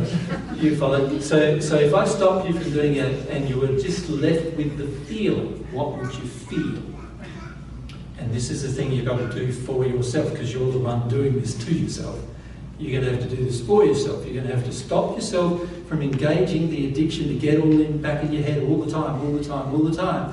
And you're going to have to put a gag on your mind, if you like, and just go, okay, settle, what am I feeling? And instead of trying to describe it, feel it. So no descriptions, just feel it. What are you feeling? So whenever we start talking, what I notice for you is you straight away want to go to the intellect to describe the process, to understand. And what I'm suggesting is forget understanding. Your intellect, and this is something that you've got to come to terms with, your intellect is incapable of becoming at one with God. Completely incapable. In the seventh sphere is designed specifically to get rid of your intellect. Yeah, I remember that, 7 and 8, yeah. Yeah, so get rid of it now. Don't wait till then. Start getting rid of it now. Right? The seventh sphere is designed to help you in that process to finalise the process. But at the moment, you are so intellectually dominant and you're using it as a tool to suppress quite some harsh childhood emotional conditions. So if there's some, in your childhood, your family, I think atheist, is that correct? Largely, yeah. Yeah. And also very shut down emotionally, doesn't want any experience of emotion, only honoured the intellect. Right. And what they called reason. The cerebral activities was... Correct. So you've got huge amounts of needing approval and acceptance for all of that. Mental. Yeah, a lot of your worth is all hooked into that. You understand? Yeah. So at the moment, a lot of the beliefs are my worth is there, my value is there, everything is there and in the intellectual process, all because of this family of upbringing. So very dangerous, damaging to you it's been, but because you've trained yourself to enjoy it, to avoid the challenge of actually feeling emotion. Fundamentally, emotionally, you're like a undeveloped 2-year-old. Now, it's not a criticism, because actually most people here are undeveloped 2-year-olds when it comes to their emotion, one way or the other. But for yourself, you're like a 2-year-old who learned to get rid of emotion altogether and to use my intellect only. Now, the average person didn't have that upbringing. The average person was allowed to have some feelings, at least. Some emotion, at least. But you were not. Right? So this is where there's a big damage to your childhood that has caused you to now be so in your head. And this is why you're going to have to educate yourself to settle with your emotion. And almost to, here my mind goes again, here my mind goes again. And this is what I was like when I was 33. It was like, here my mind goes again, shut up. I would say to myself, shut up, just feel. Right? Because every time I opened my mouth, it was my mind off again. And I had to learn how to just feel instead. In other words, it's not a good idea to try to do error detection and correction on your belief system at all. You should just go for the emotional... feel your belief system. Feel the belief. And if it's an error, it'll release and it will no longer be there. This is the simplicity of God's way. It gets you out of your head completely. To get rid of an emotion that shouldn't be there, all you need to do is feel it. To help you have reoccurring emotions that should be there, all you need to do is feel them too. So all you really need to do is learn how to feel. And when you feel, afterwards, you will understand your feelings. Afterwards.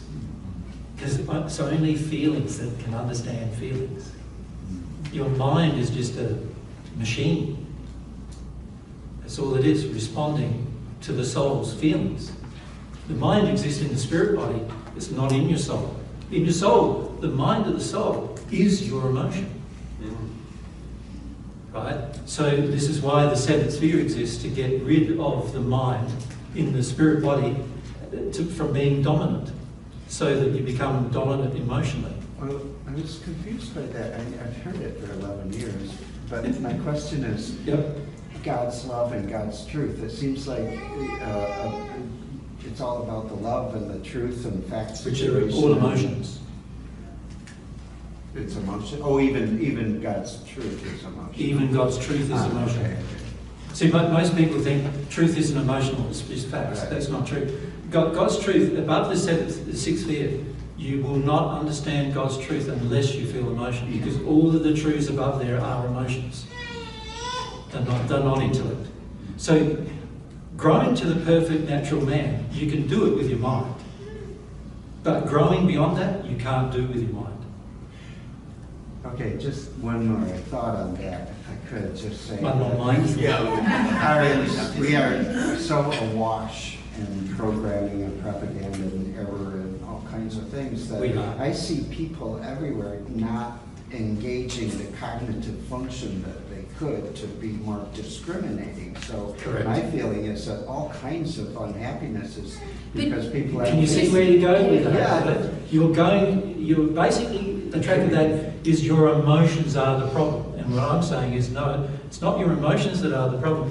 It's your inability to feel them without acting upon them that's the problem. It's your inability to feel them and let them go. You see, when a person has stored emotion and they don't want to let it go, then sure, what you're saying is true. They will act upon, they will have no cognitive function, they will just go ahead and do. And this is where people get angry and they kill people and all that kind of stuff. That's good. Not good. That's what your mum and dad were afraid of. Right? That's their fear. Their fear was, if you be an emotional person, there's no way of actually doing it in a loving way. Right? And this is fundamentally the belief that's flawed, that's existing now inside of you, is there's no way to feel my emotion in a loving way. If I feel it, I'll act upon it. If it's unloving, that means I'll do unloving things. And that's not true. What actually happens is when you feel your emotion and it's unloving, it passes through you and then you don't act upon it. When you feel emotion and it's loving, you'll have a desire that follows to act upon it. So in other words, let's say I want to give Mary a kiss. Right? Now, if Mary is not my partner and she doesn't like the look of me at all, and I desire to give her a kiss, can you see there's going to be problems? But if I feel my feelings about wanting to give her a kiss and just let it pass through me, then at the end of the day, I'll be able to determine, given her feelings, is it wise for me to give her a kiss? Now, if she doesn't want my kiss, if I feel my feelings and let the feeling pass through me of my desire, I'll be able to also feel hers and therefore know she doesn't want that. So that's even if I'm with her, I feel that. Right? And then there'll be other times where I feel the feeling, passes through me, and I can feel from Mary she's open to receiving that. And so I'll give her a kiss. That makes sense? Now, in each case, I have the emotion pass through me so I understand my own feelings. And what I want to do, the emotion passing through me drives me to an action. But the action won't be taken necessarily depending on what I can also feel from her. So sensitivity. So I've got sensitivity now, yes. But when I'm only focused on my own feeling and not feeling it fully, for myself only, I'm going to need her participation in my emotion. So this is where I might be tempted to force myself on her to kiss her. Because you're not sensitive to her emotional state. Correct. Yeah. And also not to mine. Yeah. This is why I need to kiss her in the first place. So, you know, you're saying about people not using their cognitive functions to their full capacity now. Yeah. I agree, that's right, but it's nothing to do with people being lazy cognitively. No. It's because people are being raised to feel that they cannot cope with emotions. And so, therefore, as soon as they engage in a reasoning process, that's an emotional process. If they think, oh, what if I can't figure it out? Then I'll be a failure. They stop thinking. You know, if they think, what if I've got to make a decision I don't like? Yeah, and so they stop reasoning. What if I can't find the answer? So they stop reasoning. All of these things are emotional problems that are affecting how much reasoning and seeking intellectually is happening on the earth. Yeah. Yeah, I can really see the supremacy of the emotional channel, let's say, or the emotional.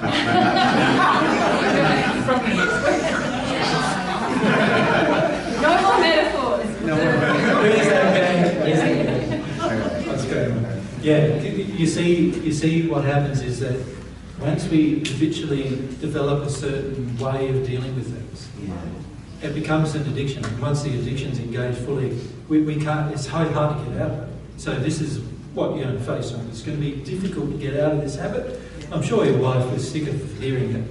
So isn't that probably true, right? And so she can help you. It's not something that she's prone to doing herself because she's had a different upbringing. And you also got to come to love the fact that, well, be compassionate with yourself on this matter. Because when you're getting into this intellect like you are, you're not being compassionate with yourself. You're bossing yourself into a place. Yeah. Right? And so even though we've been, making fun about the issue, the subsequent thing you need to realise is that you need to learn to have compassion for the fact this is how you're being brought up. It needs to change. You're not going to be able to progress receiving God's love very much with this feeling because it's all intellect, understand intellect rather than feelings. You're going to have to train yourself how to feel. Now, you've got a good intellect, so you can start to use your intellect positively to start to understand emotion and by feeling it. Understand that you're not going to understand emotion unless you experience it. And this is what my problem was with the beginning was, like, somebody would say an emotion like, grief, but I don't know what that feels like.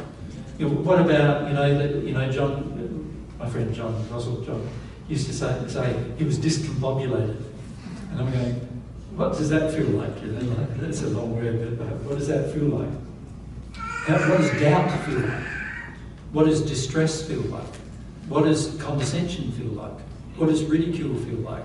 These are, you can listen to good things like joy. What does that feel like? What does heartache feel like? What does being heartfelt feel like? And the only way you can really work through all of that is by feeling those emotions and being open to the process of feeling them. Right? And you're going to have other emotions just about feeling. Yeah. Given the nature of your upbringing. Lots of emotions about feeling. Because it was so opposed, to it's feeling. going, there's going to be pain just about opening up to feeling. Yeah. So your example is an extreme one because you've had an extreme childhood against feelings. Yeah. Right? So other people here have had less of that, where some people here were hardly even thought of at all as children. They were allowed to do pretty much what they wanted whenever they wanted, but mum and dad weren't around because they had a caretaker or a nanny or someone who did all that for them, And so, they're going to have different feelings to feel, right? So the key is to not criticise yourself for the feelings you have, or criticise yourself for your constant desire to go into the intellect. But you do need to address the problem because it is stopping you from having an emotional experience. And just trust one thing that I want to say to you, and that is you will only understand your emotion after you've had it. After you've had it, not before. So if you can at least trust that one thing, that after you have it, you go, oh, you know, this is what it felt like, and I understand why I feel like what I feel. After you've felt it, not before. Most people, particularly in our societies that have been brought up with a lot of education, want to know what they're going to have before they have it. Right? And that's a big problem. It's a big problem, and the more the powerful the intellect, the bigger the problem it is. And this is why a lot of people in educated societies are now so detuned, women as well as men, so detuned from any emotional experience that most people are going to have to go through the process of educating themselves about emotion. Imagine if you were 5 and you were educated. What does condescension feel like? What does ridicule feel like? And you can handle it. Like you can handle ridicule and not feel attacked by it. You can handle condescension and not feel worried by it. You know, imagine you're taught that you can handle anything and not be concerned about it. You can deal with anything, any future problem. You imagine by the time you're in your teenage years, any problem comes along. I don't need my mother and my father to help me deal with it. I don't need psychology to help me deal with it. I don't need anybody, don't need to go to the doctor, don't need a pill to help you shut it down. I can handle it. Imagine going through life with that level of confidence. Well, that's the level of confidence God wants you to have about feeling your feelings. Right? Whenever we suppress our memories and feelings, this then makes us prone to this. Where now we've got all these influences upon us, helping us avoid our feelings. Right? And so the guy who didn't feel special or needed to feel special when he was young needs this when he's an adult. The guy who didn't have any power when he's young, or he had whole power of the whole family when he was young. Like we know some 2-year-olds that have got entire control over their entire family. Yeah, because the family lets them, right? And so they're going to have power issues when they're older. Right? They're going to grow up thinking, I've got all the power. In every environment, I've got all the power. And, you know, and they're going to grow up thinking they're better than mum, better than dad, therefore better than everyone else. Right? They're going to grow up not thinking of themselves as equals, but thinking of themselves as, I'm better than you guys, right? That's arrogance.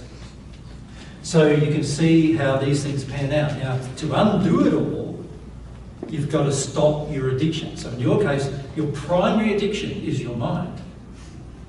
You follow? Mm-hmm. And for other people, it might be drugs or alcohol, or it might be physical substances like food, or it might be emotional things like need for power, need to feel special, need to be superior, all those things. But your primary thing is, I'm only worth something if I'm staying in my mind. Figure everything out. Figure everything out, I'll sort it all out in my mind. And you need to come to trust that everything above the 6th sphere, you will not be able to sort out with your mind. Not a single bit of it will you be able to sort out with your mind. So it's better to give it up now. And like honestly, any emotion, you can't figure it out with your mind. No, because the only way you really understand emotion is by feeling it. Yeah, and that's what I had to learn when I was 33, and that's what you have to learn. How old are you now? 67. 67, so sorry about that. Sorry about the fact that nobody has shared with you the importance, and also your childhood history has been such that you have shut you down this much emotionally. That's really bad, right? It's really, really bad. And so that's why I feel like sorry about that for your, you know, not that I'm responsible, but I'm just saying. No, but it's also the case that my mother... microphone can be easy on top. It's also the case that my mother made it clear, no uncertain terms, very often to all of my older sisters that they were completely unwanted, unplanned, and unintentional. And yeah, your mother was a mother who didn't even want to have children, right? Right. Yeah. So you know, obviously her main desire would be to control all of you into a rigid regime, because she didn't want any of you anyway, and now she's forced to have you, and now she's forced to bring up children she didn't want in the first place. Yeah, so that creates a lot of complexity with regard to love as well. Well, how about self-love? This is my big problem. Well, that's what I'm saying. I don't take care of myself adequately. Yeah, you'd rather stay in the mind because that's the only way you've learnt to look after yourself. Yeah. So I understand you've got these problems. The key is to go, okay, now this is an addiction. I can change this. You're pretty young. Yeah. Like a baby, really. Relative, yeah. Yeah, it's all relative. Emotionally young, yeah. Well, emotionally, yeah. Emotionally young. A couple of years old because you haven't been allowed to develop any emotion fully your entire life, right? You weren't allowed. So that's very undeveloped emotionally. But also, 67 in the scheme of your future life is... That's right. Yeah, it's just the beginning, right? Just the beginning of your life. So allow yourself to go, right, there's things I missed out on developing when I was a child. And this is something that applies to all of you. There's things you've missed out on developing when you were children. You're adults now, you can change this. You've got power, you've got abilities, and God created you to be the pinnacle of His creation.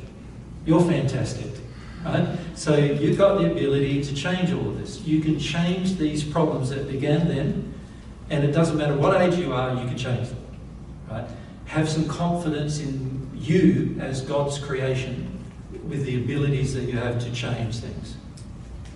But the way you change them is by connecting with the experiences. So these experiences we mentioned here, the memories that are all sensory, emotional, they're all experiences that have happened to you, is by connecting to every experience. And there's a lot of experiences from your history that are unfelt.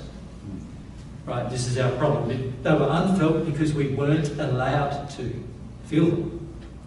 And in our childhood, somebody else was physically threatening about us feeling them. But in our own adulthood, we've even taught ourselves to be scared of feeling them. Right? So we've got two problems. We've got the problem of our history with our childhood, but we've also got the problem of our beliefs that have been constructed surrounding what happened with our memories from our childhood. And these two things have the effect of affecting my ability to understand and feel emotion just by feeling it. Yeah. It's one of the biggest fears on this planet is the average person doesn't think they can handle their own emotion. It's an epidemic. If there is a conspiracy on the planet, that's the one. The conspiracy against emotion. Right? The conspiracy against having the capacity to feel anything, whether it's good or bad. And most people now are so restricted with their feelings, they can't even feel a good thing, let alone a bad thing. Yeah? They can't even know that. Most people don't even know what joy feels like. Most of us haven't had it for years, so we can't even remember it. That's how long it's been. And so this is a problem. We need to re-educate ourselves how to feel emotion, because if we want the relationship with God, God wants it to be emotional. Yeah. And so for the relationship with God to happen, my emotions are going to have to happen. Right? And so the way I understood it, and this was before I started to develop my relationship with God again in this life, was if I didn't feel emotion, I was a zombie. I was walking through life like a robot, And after a while I thought, what effect is that having on my children? What effect does that have on my partner, my friends? Walking through life like a robot, not understanding emotion at all. It's so debilitating, not only to myself, but also to every relationship I have and every friendship I have. And so I realised I need to teach myself how to feel. By this time I was 33, no one else is going to teach me, right? So I needed to learn myself how to feel. And when I say feel, I mean feel everything. Like, I had to learn how to feel anything, no matter how painful it is. Yeah. I slept, for 3 months I slept with a knife by my bed. Because I thought one day I might have to kill myself rather than feel. I didn't act upon it, because by that stage, I taught myself not to act upon it. You know? But it was just a reminder. This is how bad you feel about feeling. You're willing to die rather than feel some things. Most of us are like that, right? We're willing to die rather than feel some things. Yeah. So, and it was a reminder every day. So it was like, yeah, that's why it's there. I'm willing to die rather than feel. So that's a problem. Amazing. Let's start there. One more question. Where are we? Yeah, okay, sorry. Okay, so this question is about not being able to feel the spirit influence Mm-hmm. on. Okay, so I am not a strong medium, I don't think. And I'm very stubborn about not wanting negative spirit influence. So the conversations in my head, I think I'm just having with myself. Like, oh, so how can I tell when it's spirit influence? Well, almost every conversation you have in your head, how do you converse it? Well, it's like when I make a decision, I'm like, well, you could do this or Yeah, you could see do that. how or you not. just refer to yourself as you? Yeah. Yeah. So You're that's having a how I know. conversation with the spirit. Yeah. Oh, with the spirit? Yeah. Oh my God. So every time. Yeah. Well, every time you refer to yourself as you, yeah. If it's an internal thought, it's I, isn't it?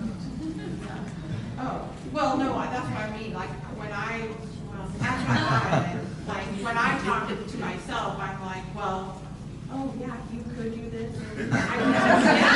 Wow. Okay. But I just don't feel it. I just don't feel the spirit influence. I know that every time you hear you, they're talking to you. Okay. Yeah. Well, wouldn't you say it was I talking to me with big eyes, think this, I think that? Yeah. But how, if I don't recognize that, how can I feel that? Is there a certain way to feel when we're being influenced? Well, perhaps that's something we need to discuss more tomorrow. But the very first thing I want to say, just reflect for a moment on just what I said about the you thing. Okay. Yeah. Yeah. Quite often our language is such that we think we're talking to ourselves, but we're actually hearing a spirit talk to us. Right? So you say you're not very mediumistic. But you're mediumistic enough to hear people saying you should be doing this and you should be doing that. So that's pretty mediumistic in my book. So, you know, the average person is like this without knowing. So the real issue you face is not that you don't receive much direction, because you're receiving a lot. The real issue is you don't know who you're getting it from. Yes. And how can I tell if it's negative or Well, good? you also said, remember, what did the you say to you? Well, you could do this or you could do that. Yeah, your you is trying to positive you up all the time, aren't they? They're trying to. Yeah? No? No. What's the you doing? So when they say, tell me some of the things that they've said. Oh gosh. I can't think of anything. Well, you just mentioned a few of them. Well, other things like when I think of something, because I'm going through counseling and past trauma, you know, there's like the negative there, but I don't know if that's because I'm dealing with trauma or if it's them like making it worse. Stuff like that. I guess I'm trying to recognize when it's myself versus them. Oh, but I just told you how to do that. If it's the conversation that you. Yeah. When, I think it's a process. Like a lot of people want, if there's this and this and this, then it means that. Yeah. You know, it means it's spirit influence. Right. But really, it's the same as when you're interacting with people and they're influencing you. You have to become sensitive, don't you, to the influence. So rather than us giving you a dot point of this is how you're going to know, it's really good that Jesus has given you a pointer. Oh, every time you're referring to yourself in the third person, maybe you should consider, is this me or is somebody saying this to me? And then when you do that, then you go, so do I feel like if this isn't me, does this person feel nice or are they bossy or are they cruel to me? Or so this is how you start to develop awareness. Mary's going too far for me, though. Sorry. You need to, just firstly be simple. Simple thing firstly. As Mary said right at the beginning, let's focus on that one issue first. the third person. You're referring to yourself in a third person state. If it was actually internal dialogue that comes from you, your thoughts, you would not be referring to yourself in a third person state. So obviously, anybody referring to you as third person means that in third person state, as they call it. I don't know why it's called that, because I thought it should be called second person state, but anyway. Anybody referring to you as you rather than I, right? I is me, right? Me, I, you, yours. Yeah? Anyone talking to you in your head is going to probably not be conscious of the fact they're doing this, but they'll be going, you should do this, you should do that, you should say this, you should feel that, you should take that action, right? And it's going to be a spirit, for sure. Or a guide do it though. Well, it could be a guide, but it's unlikely if they're saying you should. Yeah, and this is where I know that's going too far, but So, then you can experiment with, well, what does this person feel kind? Does this person feel nice? Are they changing my will? Are they encouraging me out of emotion? Yeah. Are they encouraging me to reframe everything all the time? Are they encouraging me to be positive all the time, even when I feel sad? What are they doing? Now, oftentimes people who are historically interested in you, like say great-grandma, who comes to you to guide you, she might not have grown very far in her spirit state, and she might go, oh, you're too sad. You're too worried about dealing with this past trauma. I'm going to cheer you up a bit. Every time you have that bit of feeling about past trauma, why don't you go and get something to eat instead? I'll get you, do that. Why don't you do this? Why don't you go and get an ice cream? Why don't you, get a cup of tea or coffee?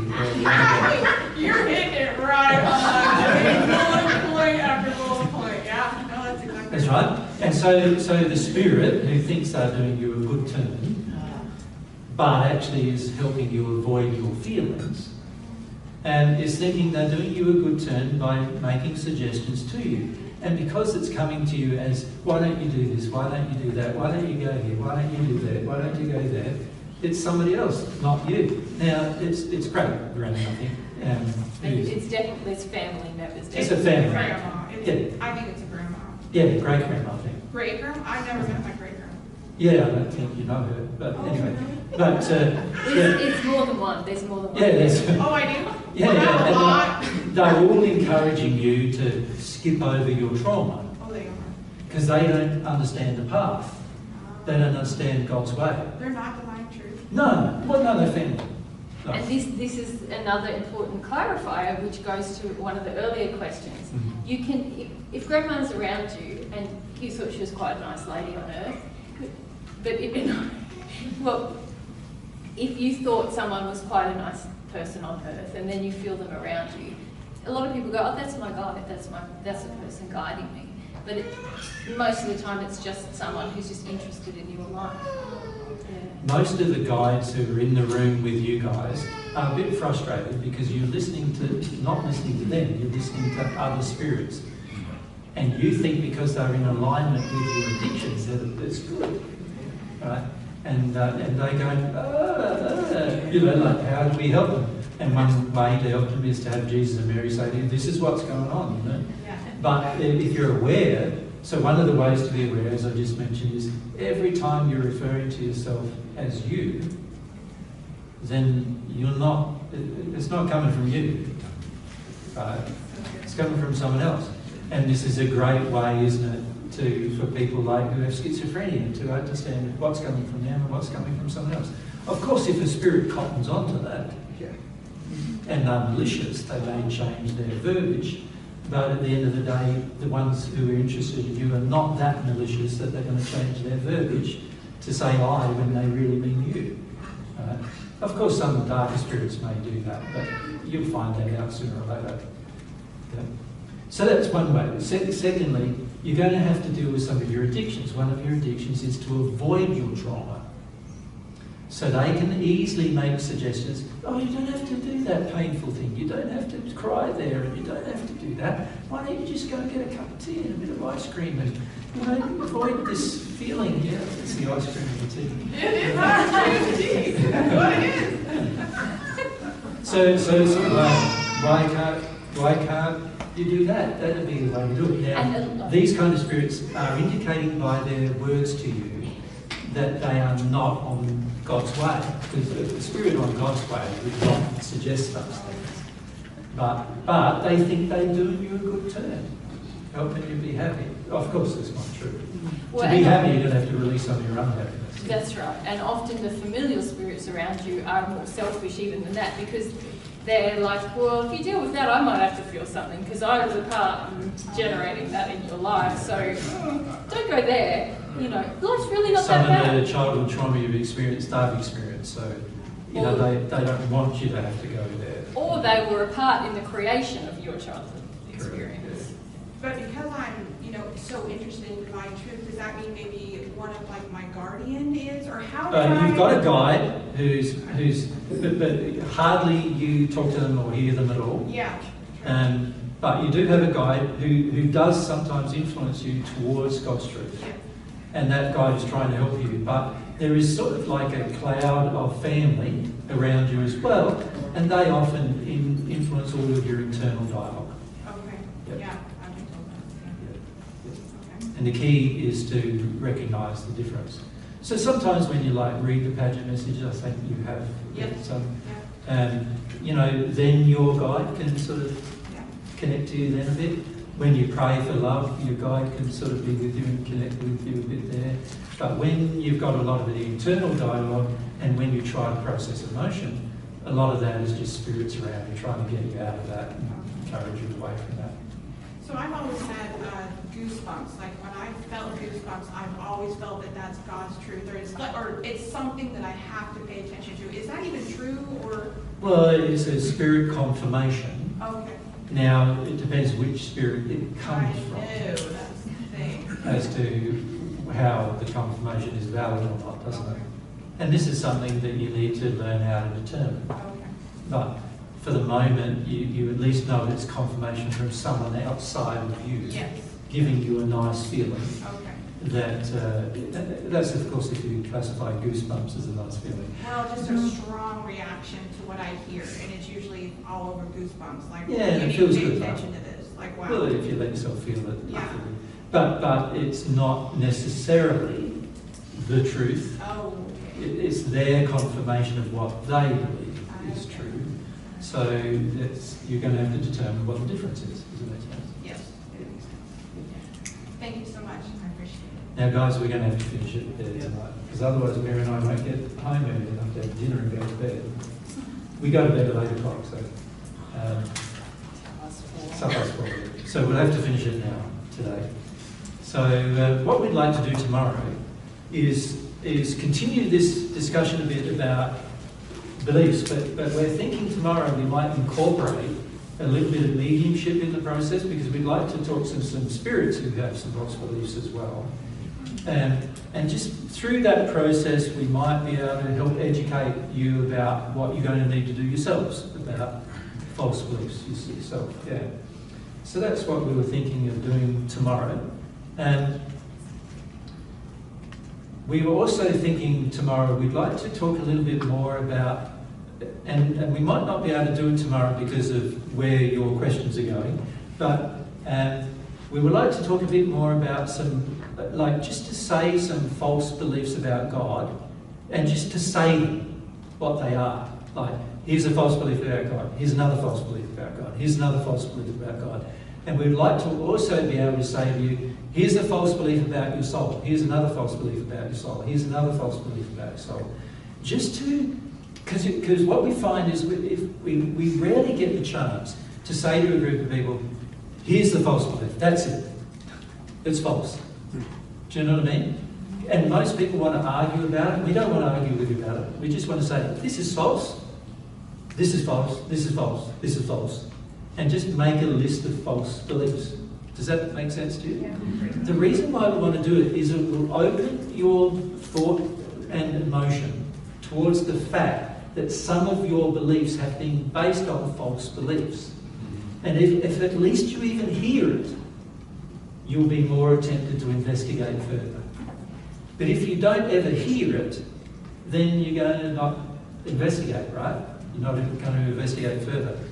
The beauty about somebody sharing a truth with you, even if it's like a single line statement, is that now you can't unhear it.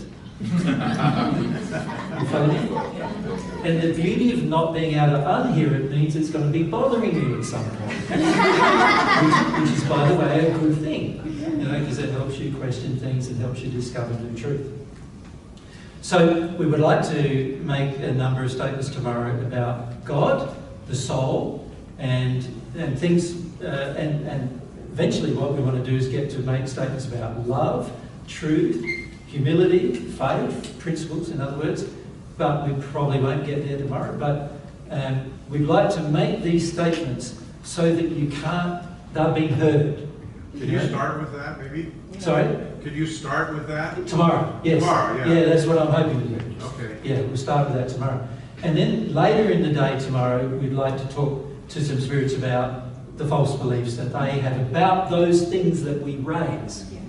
Does that make sense? So we want to talk about some false beliefs about God, for example, and then maybe what we'll do is channel a spirit who's got false beliefs about God and talk to them about how it's affected their life now and in the spirit world. So that you can see the relationship between how beliefs matter with regard to your beliefs about God. And then if we get time after that, I would like to do the same with the human soul, like false beliefs about the human soul. And then we talk to a spirit who has false beliefs about the human soul, and we ask them questions about, well, what happened to you when you passed, and how did this belief affect you? Now, in some cases, it might be ones who have changed those beliefs now, or in other cases, it might be ones that have not yet changed the belief, and we need to have a further discussion with them. But either way, it would be good if we could incorporate tomorrow's discussion and invite them to have some participation, so that we're helping not just you here, because there's spirits here too. So our goal tomorrow would be to start off with false beliefs about God, and we'll just make a few lines of statements, probably one board full of statements about that, and we'll address any of your direct questions about it.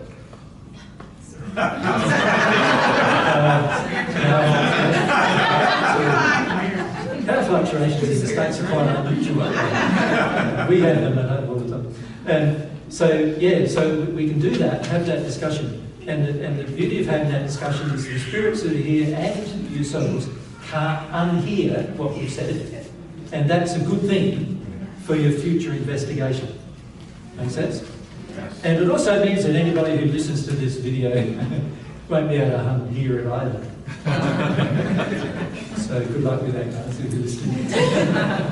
Sounds brilliant. Now, before everyone goes, if you arrived late, I'm wondering if you would see, Si, do you still have that check-in list? Yep. Just get your name checked off so that we know that you're here. Yeah. Because if you were going to come this weekend and you haven't shown up, then we're going to cancel you out of the next 2 weekends, because we figure those people are probably going to cancel out, because I want to make space, and I also want to open it up to any of you who want to come to one or both. It's going to be fine if you want to come to both of the next 2 weekends, as long as we As long as we can fit everyone. As long as we fit everyone. We have a capacity there of 60.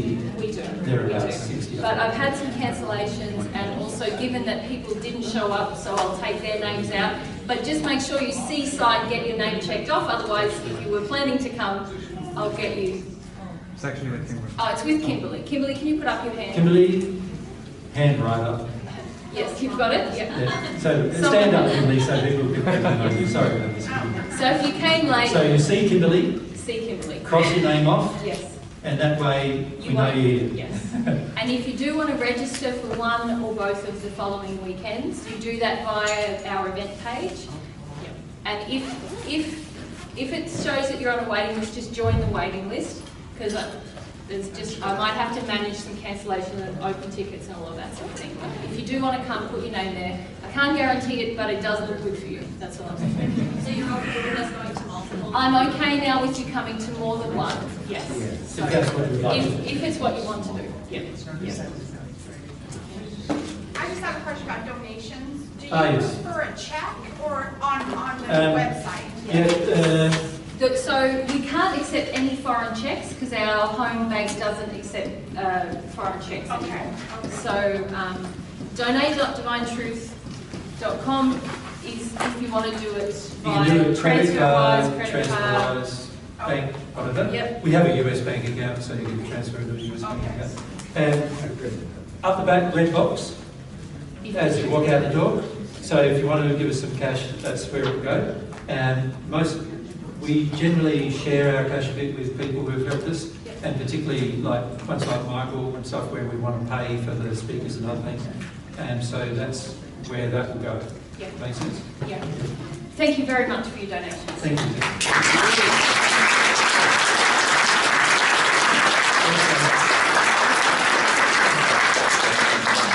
So we'll see you all here tomorrow, yes? Yes. All right. Thank you.